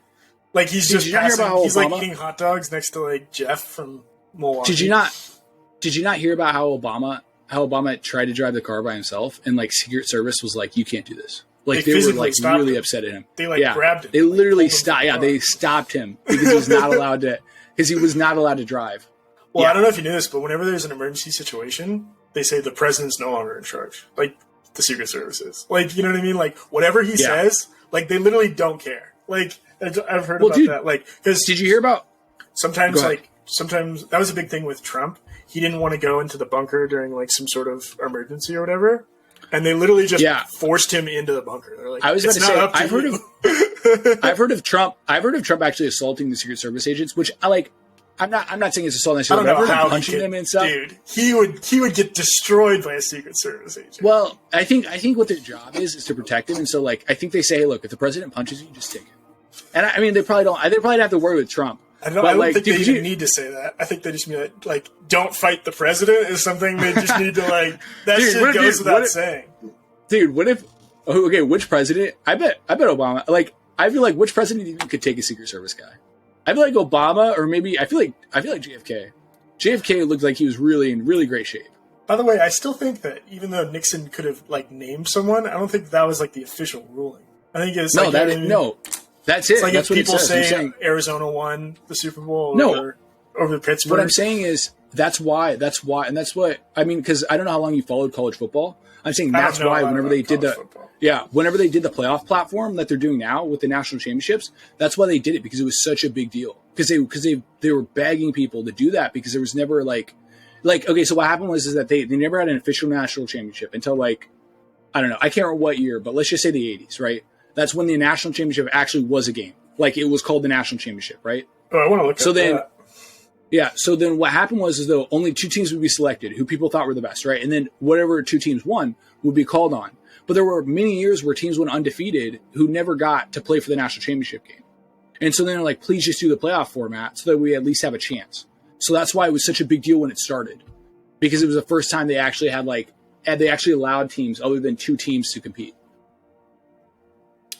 Yeah, here it says the first one was 1869, but it doesn't say a game, though, like you were saying. Yeah, that's what I'm saying, because it wasn't called the national... I can't remember when it was called the national championship. But that was a big deal, though, too. That's what I'm trying to say. In college football, dude, it was wild. It was literally... It was like the Wild West. It still is, to some extent. So the first tournament was in 2014. Yeah. Which, by the way, the first year of the tournament, this shows you how much they needed it, Ethan. The first year of the tournament, the number 4 team won it all. Which just shows you how badly they really needed this tournament. So it says that in 1939, it was the first championship game was played. Yeah, but what I'm saying is they didn't call it, like, I'm saying, like, they had different bowl games, right? So, like, it would just be called the Rose Bowl. I'm going to look up national championship game. Dude, see, that's why I never got into college football, because it's so confusing. It's like, because people even talk about that, like, oh, you know, like Notre Dame hasn't won a championship since like the 80s or something like that. Well, I'm like, what even is that, though? Can you imagine having a league where you don't even know what it is, like what the championship is? Yeah, I mean, that's what I'm saying. That's what's so, I mean, the most titles, by the way, are given to Princeton, which says a lot. Princeton has about it. And remember we were looking through that, and it was like insane. Yeah. Okay, dude, here's another thing. The game, and this is what I don't know if you can see my phone. No, you can't. I can't. Okay, dude, it says national championship games, and then it says national championship claims. Because I'm telling you, they literally, your team can claim national championship status when they haven't actually won it. That was what the issue was. Because they never had the official thing for like a long time. That's what one of the really big problems was. Man. Oh, wait. Let's see. National championship game winners. Because I want to see what the first winner was. Or not the first winner, but like the first year that... Yeah. Oh, dude, Pittsburgh won in 76. Dude, that's crazy. My point was that it's so weird how it works. It says Princeton and Rutgers were selected for 1869. That's weird. So that's really odd. But yeah, dude, college football was crazy. It still is crazy. It's wild. It's like the weirdest sport. Football. I'm never going to get into it ever. Because it's like... The problem that I also don't like is that it's a whole new roster like every 2 years, which sucks. Like, I hate to like get invested in certain players and they just go off somewhere. I really love college basketball. I know they leave quickly, but what I love about college basketball is that you literally have all these teams that are vying for a spot, and you have teams you never even heard of. You know what I mean? Vying for the spot, and some of them do really well. It's the craziest bracket. That's what I'm saying. It's the one where you get the most amount of drama. It's the most bang for your buck, dude. Literally, my favorite part of the tournament are the first 4 days when they play they play up to the Sweet 16, because you have like game after game after game after game after game. Like if you like college basketball, that's the best time to be alive. That's the best. Can you imagine if the NFL just switched to that? Like they're like, no, we're not having a regular season. Week 1 is going to be round of 32. And then after that, round of 16, and then round of 8. Like, imagine if they were like, we have 32 teams. It's going to be a 32-team tournament. That's how it starts. That's going to be the whole season. Wouldn't that be crazy? That would be crazy. Mahomes would dominate that. You know the Chiefs would still win. Only problem with that is it would only be like 5-week season. It would be the 32, the 16, 8, 4, 2. Yeah, so it would only be 5 week what if they NFL season. What if they played best of 3? For like the first 2. Okay, they could do that. Yeah. That'd be 6. So that'd be 6 max, and then that would be 4. Well, if they did best of 3, 6, 7, 8, 9. That'd be 9. Yeah, best of 3 for all of them then. That'd be 15. Then it would be like times. Yeah, it would be 15 then. Yeah. Dude, that would be pretty cool. Yeah, I don't think they would never do that. I don't think, but it would be cool. Gosh, that would be. That's what they should do for the USFL. Yeah, just start in the playoffs. Every game is a playoff game. I didn't watch last year because I thought they were going to crumble like all the other secondary football leagues. I know. Which one did you get committed to? Going. The XFL, the second XFL. Yeah. Yeah, dude, that's right. And you had your what was your team? Dude, wait. The Defenders, the DC Defenders. Yeah. Dude, we got to pick our USFL team, dude. No, I've already picked mine. Which ones are they? New Jersey Generals. Wait, which one is yours? New Jersey Generals? Oh, wait. Let's go into the video of the week. I do want to show you the video of the week. Oh, yeah. Let's do video of the week. All right. I'm going to share my screen real quick. Video of the week. Entire screen. Yeah, entire screen. Share system. Oh, yeah. Share system audio. All right, cool. Let's watch it. I'm excited. Entire screen. I'm just going to have to go to the New Jersey Generals then, I guess. I'll have to be my team. I don't know. I want to be your rival.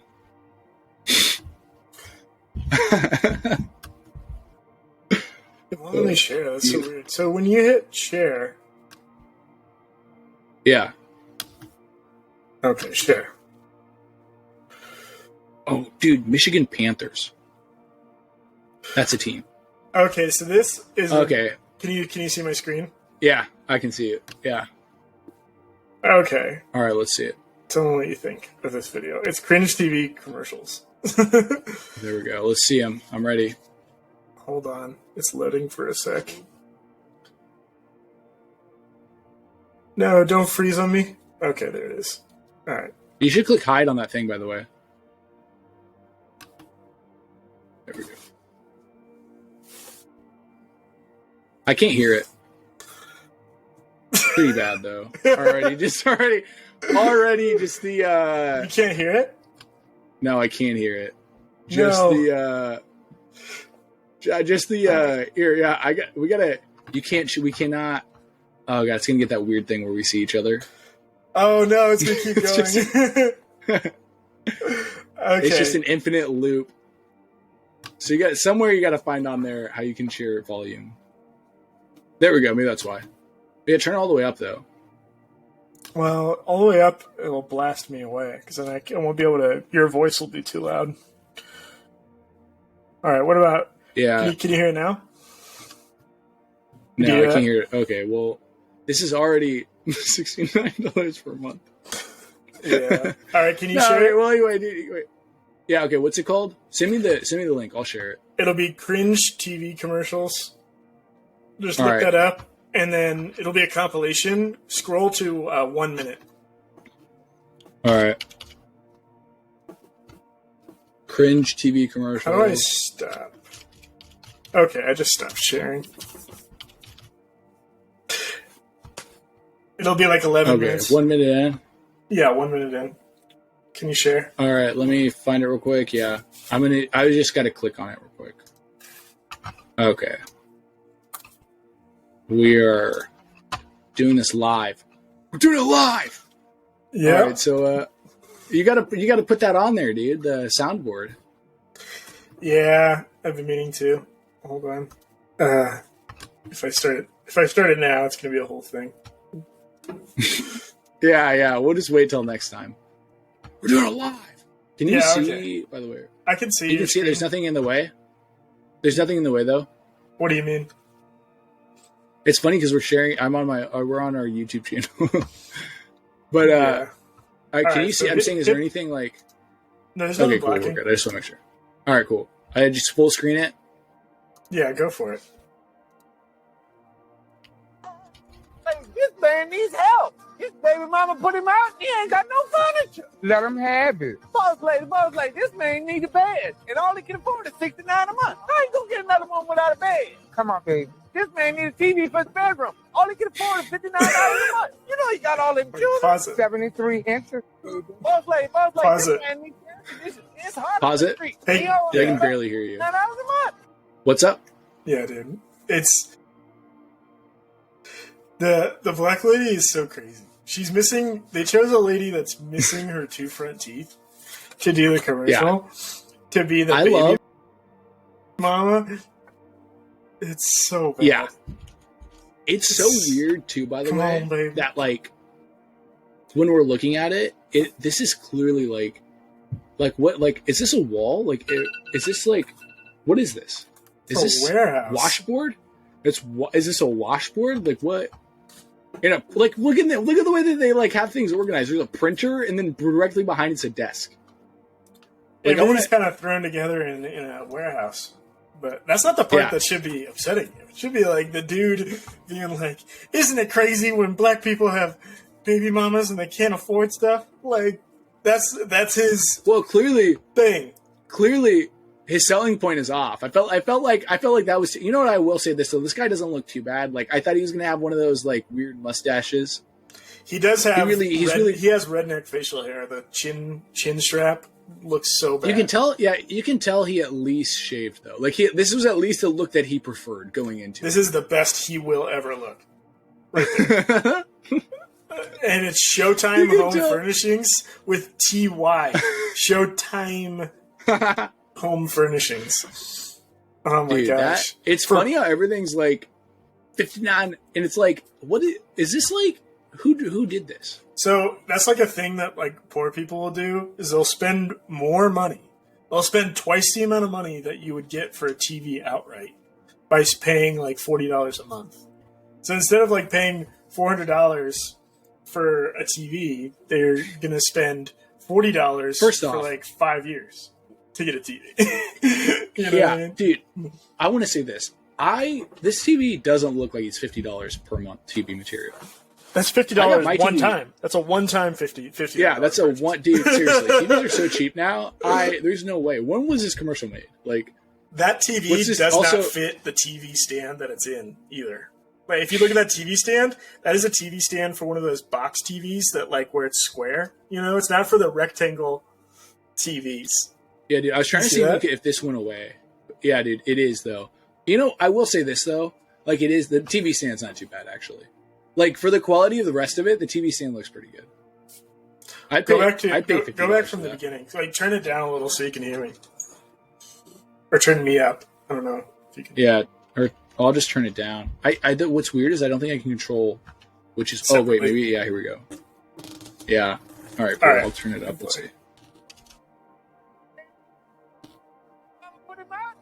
Also, by the way, it's funny how there's two black guys right here, right in the beginning. Like this guy shows up throughout.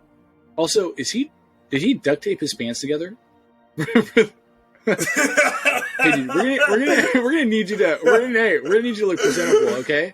We need you to clean yourself up for this commercial, okay? That's funny that there's a dude. The guy in the yellow looks like he's photobombing the commercial. He's like, my boy's got to be in this commercial. He's not. He's my ride. He's not in it at all. Not again is he in this, I don't think. It's also in Louisiana. So that, that tells you a lot about like this guy's attitude. He's definitely trying to hit a demographic. It's Lafayette. Yeah. Yeah. Oh my gosh. Well, there might be another Lafayette, but it just feels like, dude, well, Louisiana's a cool state, but I mean, this guy's not giving them a good name. This feels like a Mississippi commercial. I think everywhere in Louisiana sucks. Even New Orleans. I mean, I don't know. There's something about what? The best food, dude, I don't the like best food I've ever Cajun had. people. What, dude? I love all that stuff, but that's all right. That's your opinion. You ain't got no money. Let him have it. Boss lady, this man need to pay. Let him have it. That's not duct tape. And also, I want to say this about it. Why again? This is a warehouse. They have warehouse lighting. Well, I love how they're. You know how they got this guy in here. Hey, I'll pay you $50 to leave there. All right, don't ask questions. I'm going to say silly stuff. Who do I have to suck off? He's like, no, dude, it's just a commercial. Come on, baby. Come on, baby. Dude, hold up. During the commercial, there's somebody in the background shopping, which is amazing. Look, over here. You see that? There's somebody just shopping. Oh my gosh. Someone's just like, I don't want to be a part of this commercial. They got all them children. 73 inches. Please. All of her interjections are not making the commercial any better. Like, all of her being like, oh yeah. So, you know what I mean? Like, it's not helping the commercial. It doesn't help that they have a couch that doesn't face the TV. Like, this is a double-sided TV. They don't even look like... And like the thing that I love about IKEA is that all the places are set up like it would look in your house, or somewhat. You know what I mean? You can imagine it in your house. What is this? Yeah, it's completely that I couldn't imagine setting up like this at all. Imagine if there was a house set up like that, and like all right, Tom, you really messed. Tom, you're getting on my nerves, dude. Sit behind. We're all going to set up our furniture. We're all going to set up our furniture to look at the back of the TV. Dude, isn't that just an amazing back? The back of the TV is what you're looking at. Seriously, dude, you just send all the friends you don't like go to the back. Jerry, I've had enough with you. To the back. Back of the TV. Boss lady, this man needs air. Also, why is he so close? Like, this is so. Yeah. Some directors lean into the AC unit so you can. It's so like you're feeling it on your face, and the guy's like, "Oh, okay. Lean in or you don't get paid. Lean into the air conditioner or you don't get your $40." I'll cool him down, dude. I love that little turn that he did. The way he did it, that was the best scene in the whole thing. I'll cool him down. Maybe I wish I'd go slower. But the way he just looks. And he already get paid $49 a month. Look at that, dude. He's like, what? That is literally, it's not even that funny, but it's like, that actually was like, he has some emotion. Whereas, like, nobody else does. Even she's half selling it. She knows she does not, this isn't her role. The whole joke of the commercial is, oh my gosh, I got this ugly, like, slug woman pregnant. What am I supposed to do now? I can't afford furniture. Like, that's literally, like, the premise of the commercial. Like, I got a chick pregnant who has no teeth. Like, I wouldn't say that she's an ugly slug woman, like you put it, but I would say the premise I got this gutter pig. I nutted inside her. And now I have to, like, start a family and buy furniture. I can't afford it. I would not say any of that. I would just say I got this woman pregnant, and now I have to deal with it. No, that's definitely the joke about it, though. Because, you know what I mean? Like, the whole thing is like... I'm saying I think that the woman just happened to have no teeth. I don't think they went out of their way to go find a woman with no teeth. They literally put a fake shriek in there. You didn't hear that? Like the... whenever they showed her? I think the shriek was like an animal noise. Like, you know, like a sexual animal noise. You know what I mean? I don't think that was... let's hear it again. I don't think... It's right here, right? Boss lady, this man needs air conditioning. It's hot on the street, and he already get paid $49 a month. I'll cool him down. Yeah, dude, okay. I don't want to say what that was, but it sounds like a monkey. That's what it sounds like. I don't know why they decided to make the most racist... Why did they have to put a monkey sound in there? Like, that sounds just like a monkey sound. Yeah, but they're kind of making it... all the time. Who? Lady Jock. Oh, dude, my gosh. Who? Oh, that's the other commercials. They get really bad. Yeah.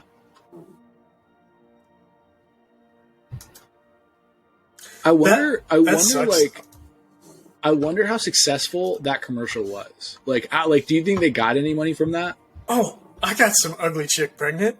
I need furniture too. Like, you know what I mean? Like, some guys, like, in the same scenario. I got a 50-year-old woman pregnant.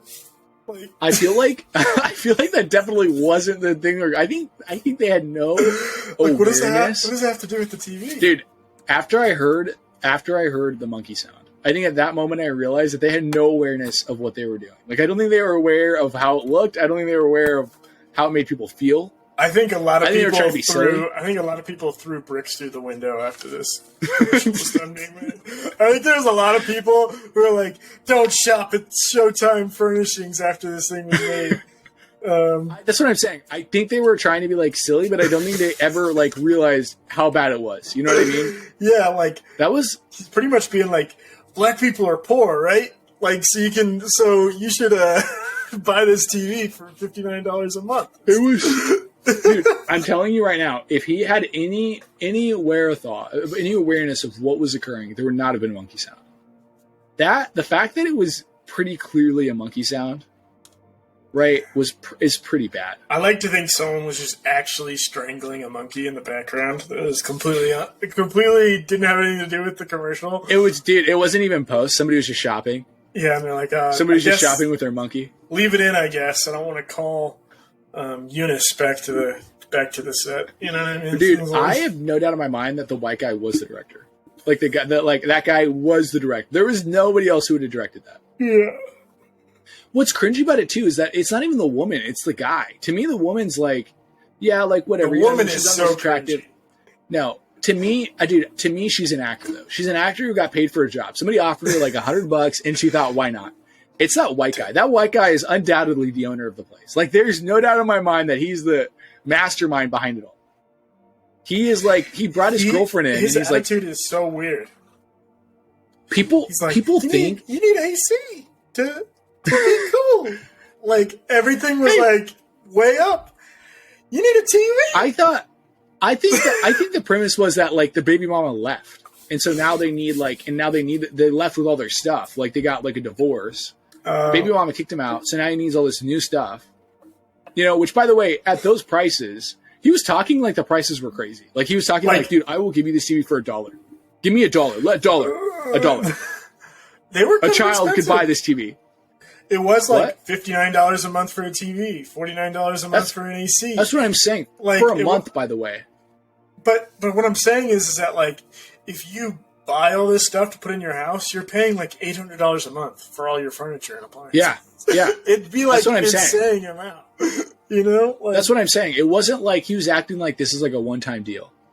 That's one of those things where if you don't make a payment, some guy comes to your house and steals your AC unit and brings it back to the store. That's literally what happens. Like, oh, you didn't make a payment? And then so they come in and take your furniture, like, because you're paying for it. Those reminded me of the Watson commercials. Do you remember the Watson commercials in Kansas City? Watsons. I've never been to a Watson's even. But I always remember the commercials. They had a nice little jingle. They actually switched, but they had Was it like a Rent-A-Center style thing too? Yeah, kind of. Dude, what happened to Rent-A-Center? I totally forgot about Rent-A-Center. They're still around. Dude, they're the most popular furniture rental place. Okay, I think I kind of see why that business model is kind of odd, though. Who would rent a TV? Like, for one day? I guess for the idea is that, like you said, if you can't afford like a $400 TV, but you can afford $30 a month for like a year and a half, which is way more than $400. But but you can do that. Like, do they rent for ownership though? Yeah. It's like you pay it off. You pay off. Oh, really? Couch. See, that's. Yeah. Well, I mean, also, I guess you could rent it. You might rent it for like the big game, for like the Super Bowl. I got this flat screen that's 80 feet. No, you like sign a contract. You like sign a contract for it. Yeah, but I'm saying they'll have that in Rent-A-Center. Like, want the biggest TV for the biggest game. I'm saying I've seen commercials like that. That would suck, though. I would hate to like rent a TV, go through the process of setting it up, go through the. Why is it on HDMI 1? I'm not like Go through all that. Well, also for you, it's a lot more difficult, dude. For me, it's like, literally, Like when I was over at your grandparents' house, it took me like, that actually took me a while because it's VHS or VCR. VCR is a lot harder. Like now, it's funny how like back then they were like, let's have like 3 cords for like one thing, right? And then now they're like, why don't we just put it all into one cord, right? Like they're like, we'll have 2 cords, a power cord and the HDMI cord, which is genius. I heard someone talking about that earlier about how like it's weird. Like my aunt, who's 85, she can't understand how to work a remote, but she could understand the remote of like 2004 when it had 100 buttons on it, but she can't understand the remote that has one button on it. She can't figure the one button remote where you speak into it, where there's like, Like, which is so funny because like they've made everything so simple that like it almost has a reverse effect. It's like, you know what I mean? Well, sometimes it is. Well, because they have 2 different back buttons on remotes, right? Sometimes it's like it's a back as in you want to skip back like 30 seconds. And then other ones are like you want to back out of the actual application. So like if I'm on YouTube, I want to back out of it to a different video. Because the idea is it looks less intimidating because there's only like one button and there's only like 4 buttons on the whole remote. But if each button can do 16 different things, then it's like, well, you know what I mean? I feel like it's pretty similar to. Well, I feel like I like the Roku one where it's like, okay, left, right, up, down, obviously, like they have the directional pad. And then they have like play, fast forward, play, pause, fast forward, rewind. And then they have the back button and that's it. And I'm like, that's really, and the power button, obviously. That's all you really need. Like what, I don't know what, for, you know what I mean? Like what are you going to do that's not that? Maybe the voice thing, but I never use the voice thing. I do seriously voice technology. Voice technology is either, it's always one or the other. It's either the worst thing you've experienced in your life, and they're like, what do you mean you want Cheetos? And you're like, I said burritos.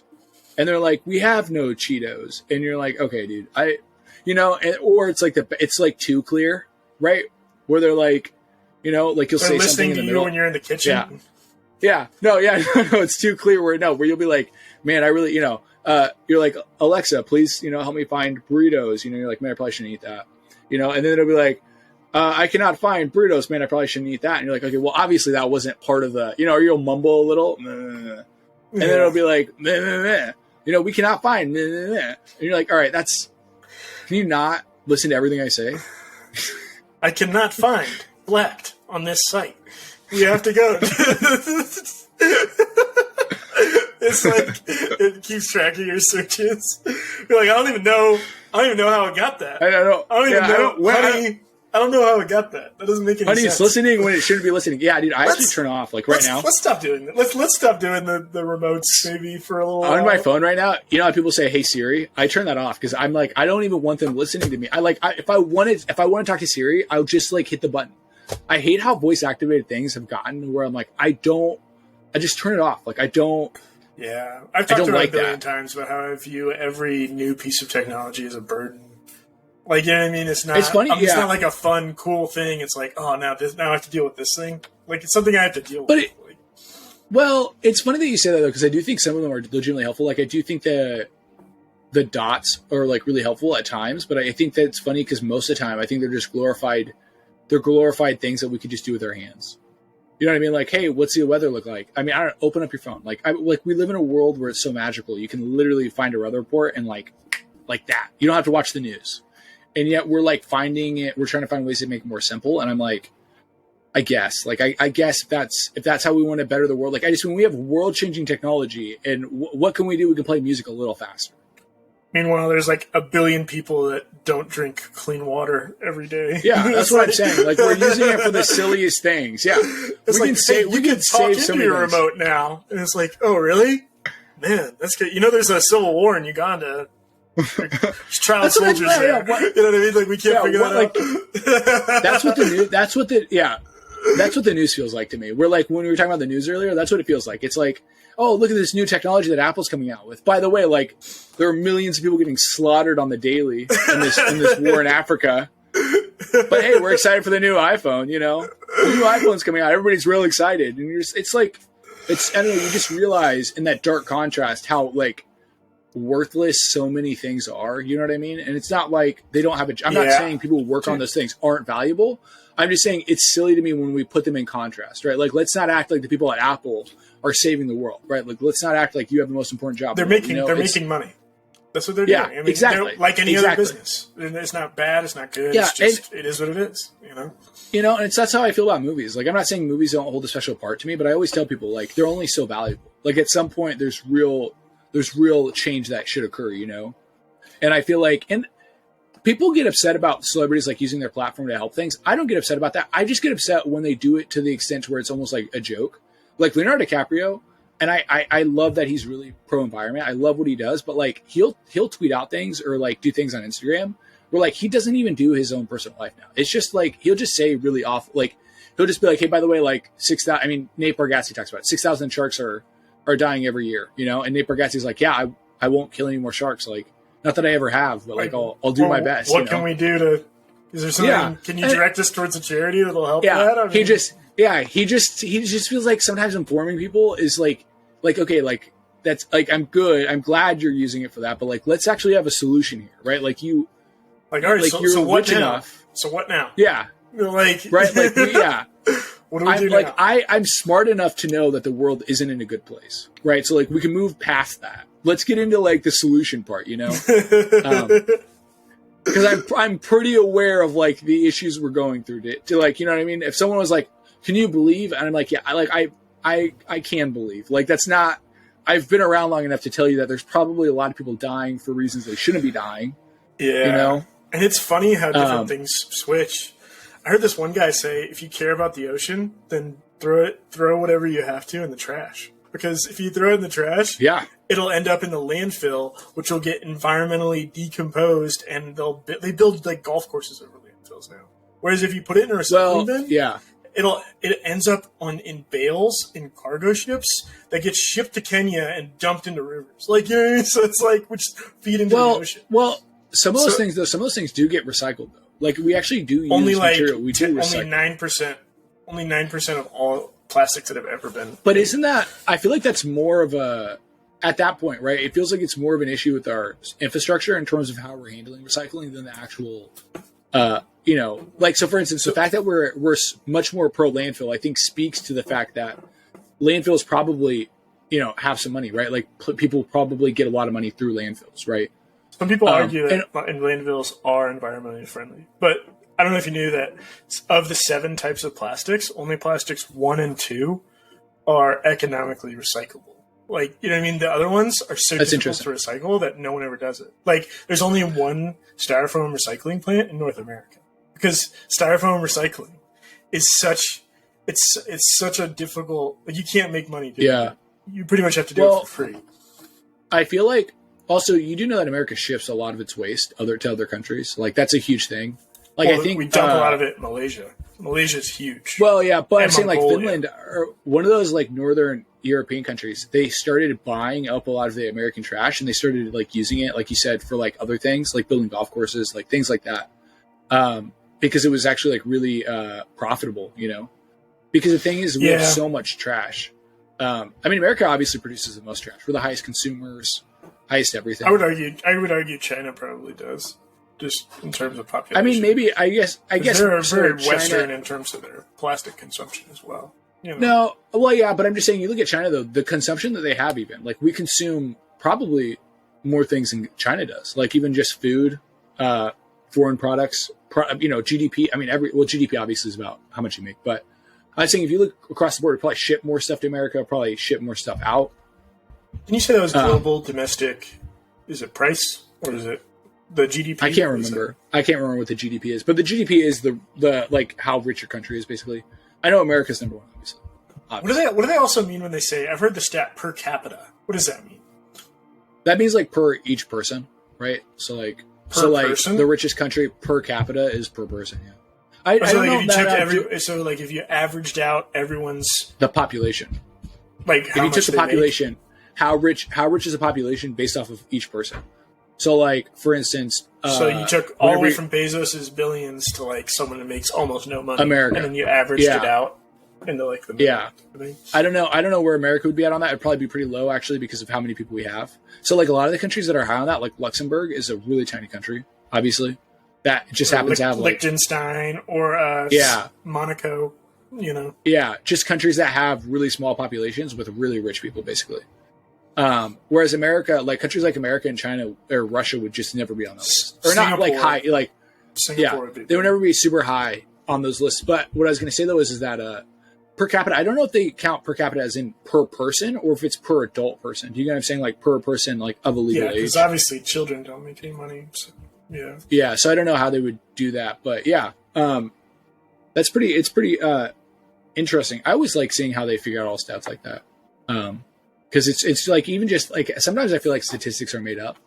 You're like, well, like who really made that statistic? You know what I mean? Like how would you even find that? Like all the U.S. population is based off of. So for instance, I'm pretty sure how they'd find the U.S. population right now, 2023, right? So they take what our consensus was in 2020, and they'd probably find out what it was in 2010, and then they'd figure out the population growth, and then they would just guess. They'd just guess based off of how fast it's been growing, where it grew to in 2023. And then when we get in 2030, obviously we find out. Well, unless there's something obvious showing like against that, you know what I mean? Like. Well, yeah, like if we had like deaths at a disproportionate rate, right? So in 2020, I guess we had COVID, but I don't think the deaths were like high enough to be like, this was only a few 100,000. Yeah, so. I love how you said that though. It was only a few. It's like the same amount of people that would have died of just like old age, natural causes, like diseases, like. You know what I mean? People that had other comorbid. You know what I mean? Well, I think what was scary about it was that people who weren't dying of natural age though were the ones that were dying. So they're probably, you know what I mean? It probably bumped it up. I mean, I'm not saying like a lot, but enough to where you're like, okay, that's a little spike. Little 9/11 spike. We should move into our hidden gem segment. Yeah, absolutely. I think I'm going to pick Garden State because it is kind of a hidden gem. A little. It has kind of had a. I was gonna say, you ever do one of those where you do it a little too long? You're like, I enjoyed that a bit too much in public. Yeah, someone's looking over at you, you're just still making. Yeah. Yeah, but anyways, but yeah, Garden State. It's gotten a little bit of a cult following throughout the years. People have loved it, and I don't know. I really like it. It's a nice little. It's like comedy romance, a little bit more romance than comedy, I would say. Has a very like quirky, kind of indie alternative feel to it. Really great soundtrack. It's on my top 100 list of soundtracks. It is a good soundtrack. Music and movies. And Natalie Portman's great in the movie too, so that's nice. But yeah, it is a pretty cool movie.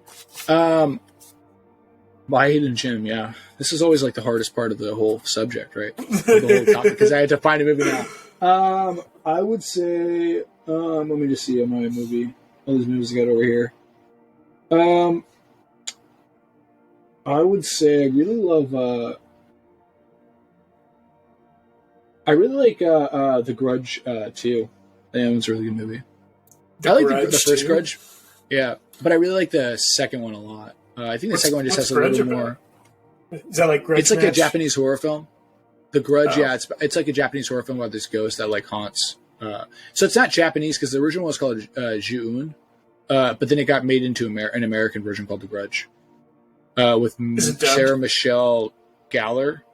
No, the original one might be Gellar, yeah. The first Grudge it's an American film. I'm saying, but it was a Japanese horror film that got turned into an American film. But I'm saying I prefer the second one. I think the second one's better. Does that also have Sarah Michelle Gellar?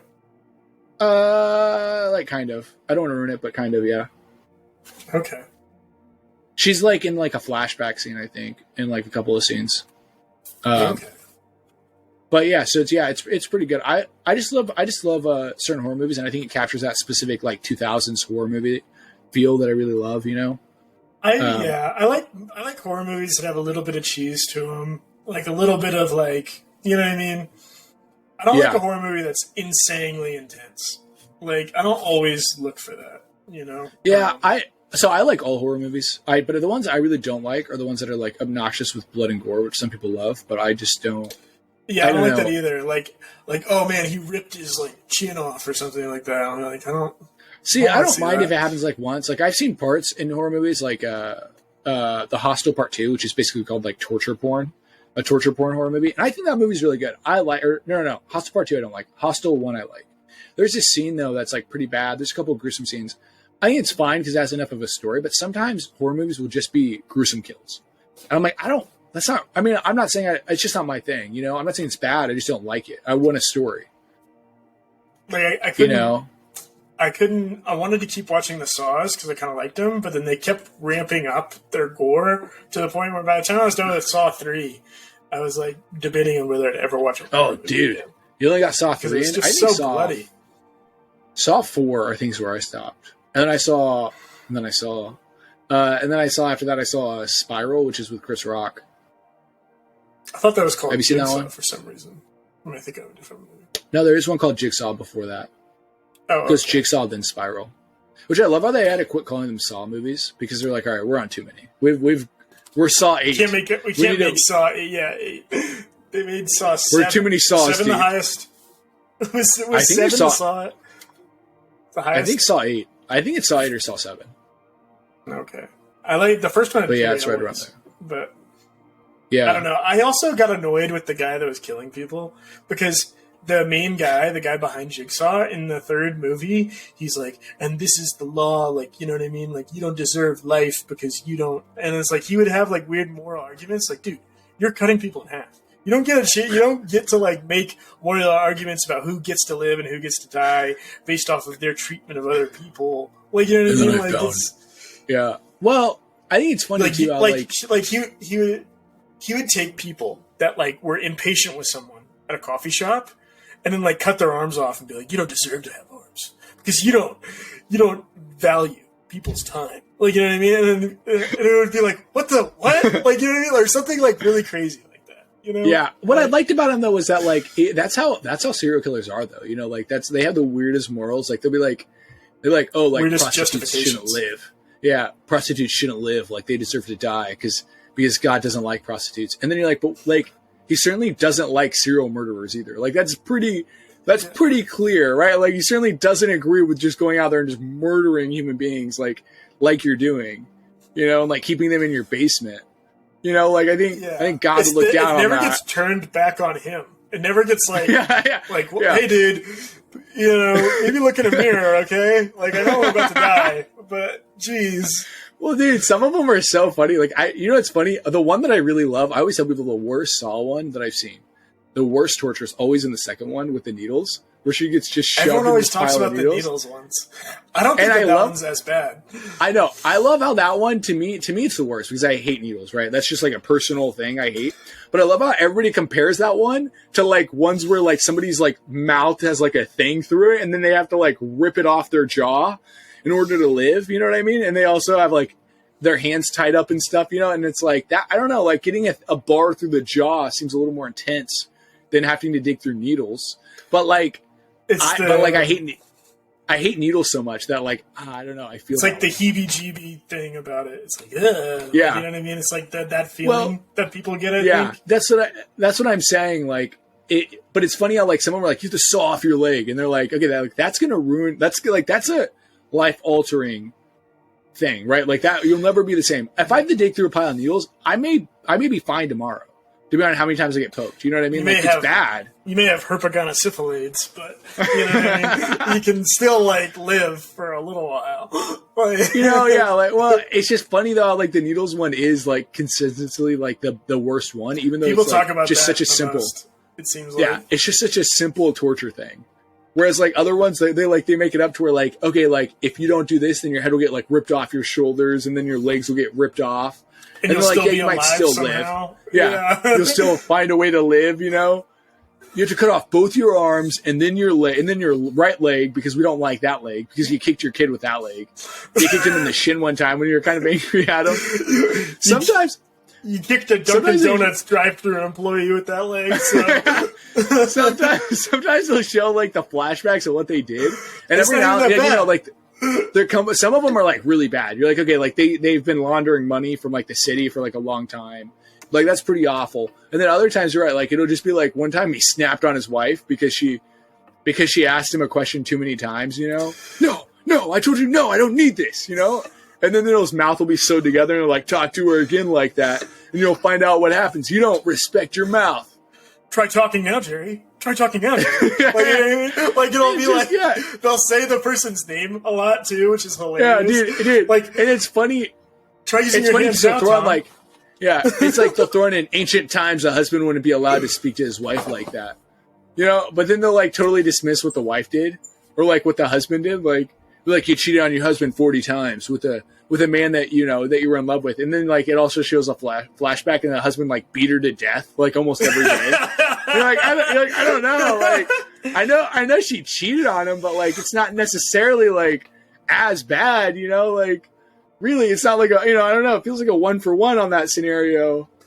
It's always so funny how they go about it, though. I just found out I was sitting on these gloves this entire time.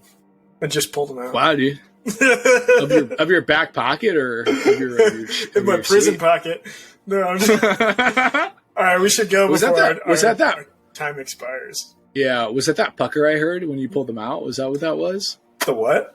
Or I heard a little pucker, dude, when you went. You just had to grab them out of the prison pocket. But yeah, anyways, like final thoughts.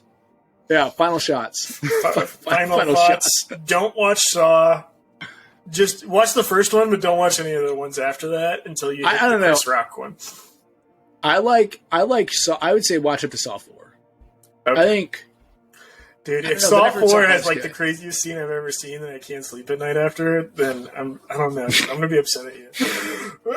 I don't know. You know, they all blend together. Yeah. Okay. Here's the thing. If you watch the first one and you're fine, you'll probably be fine after all the others. I watched the first one and I was fine, but I watched the second one and I was not fine. And then I watched the third one and I was even more not fine. I guess. I don't know. It's so hard to tell with those. But yeah, I guess, okay, watch Saw at your own discretion. All right, follow us on Facebook, and I guess our TikTok page doesn't exist anymore, but thank you if you did follow us. And appreciate it. Like and subscribe us on YouTube and email us at downkirk7@gmail.com for any questions. All right, see you guys.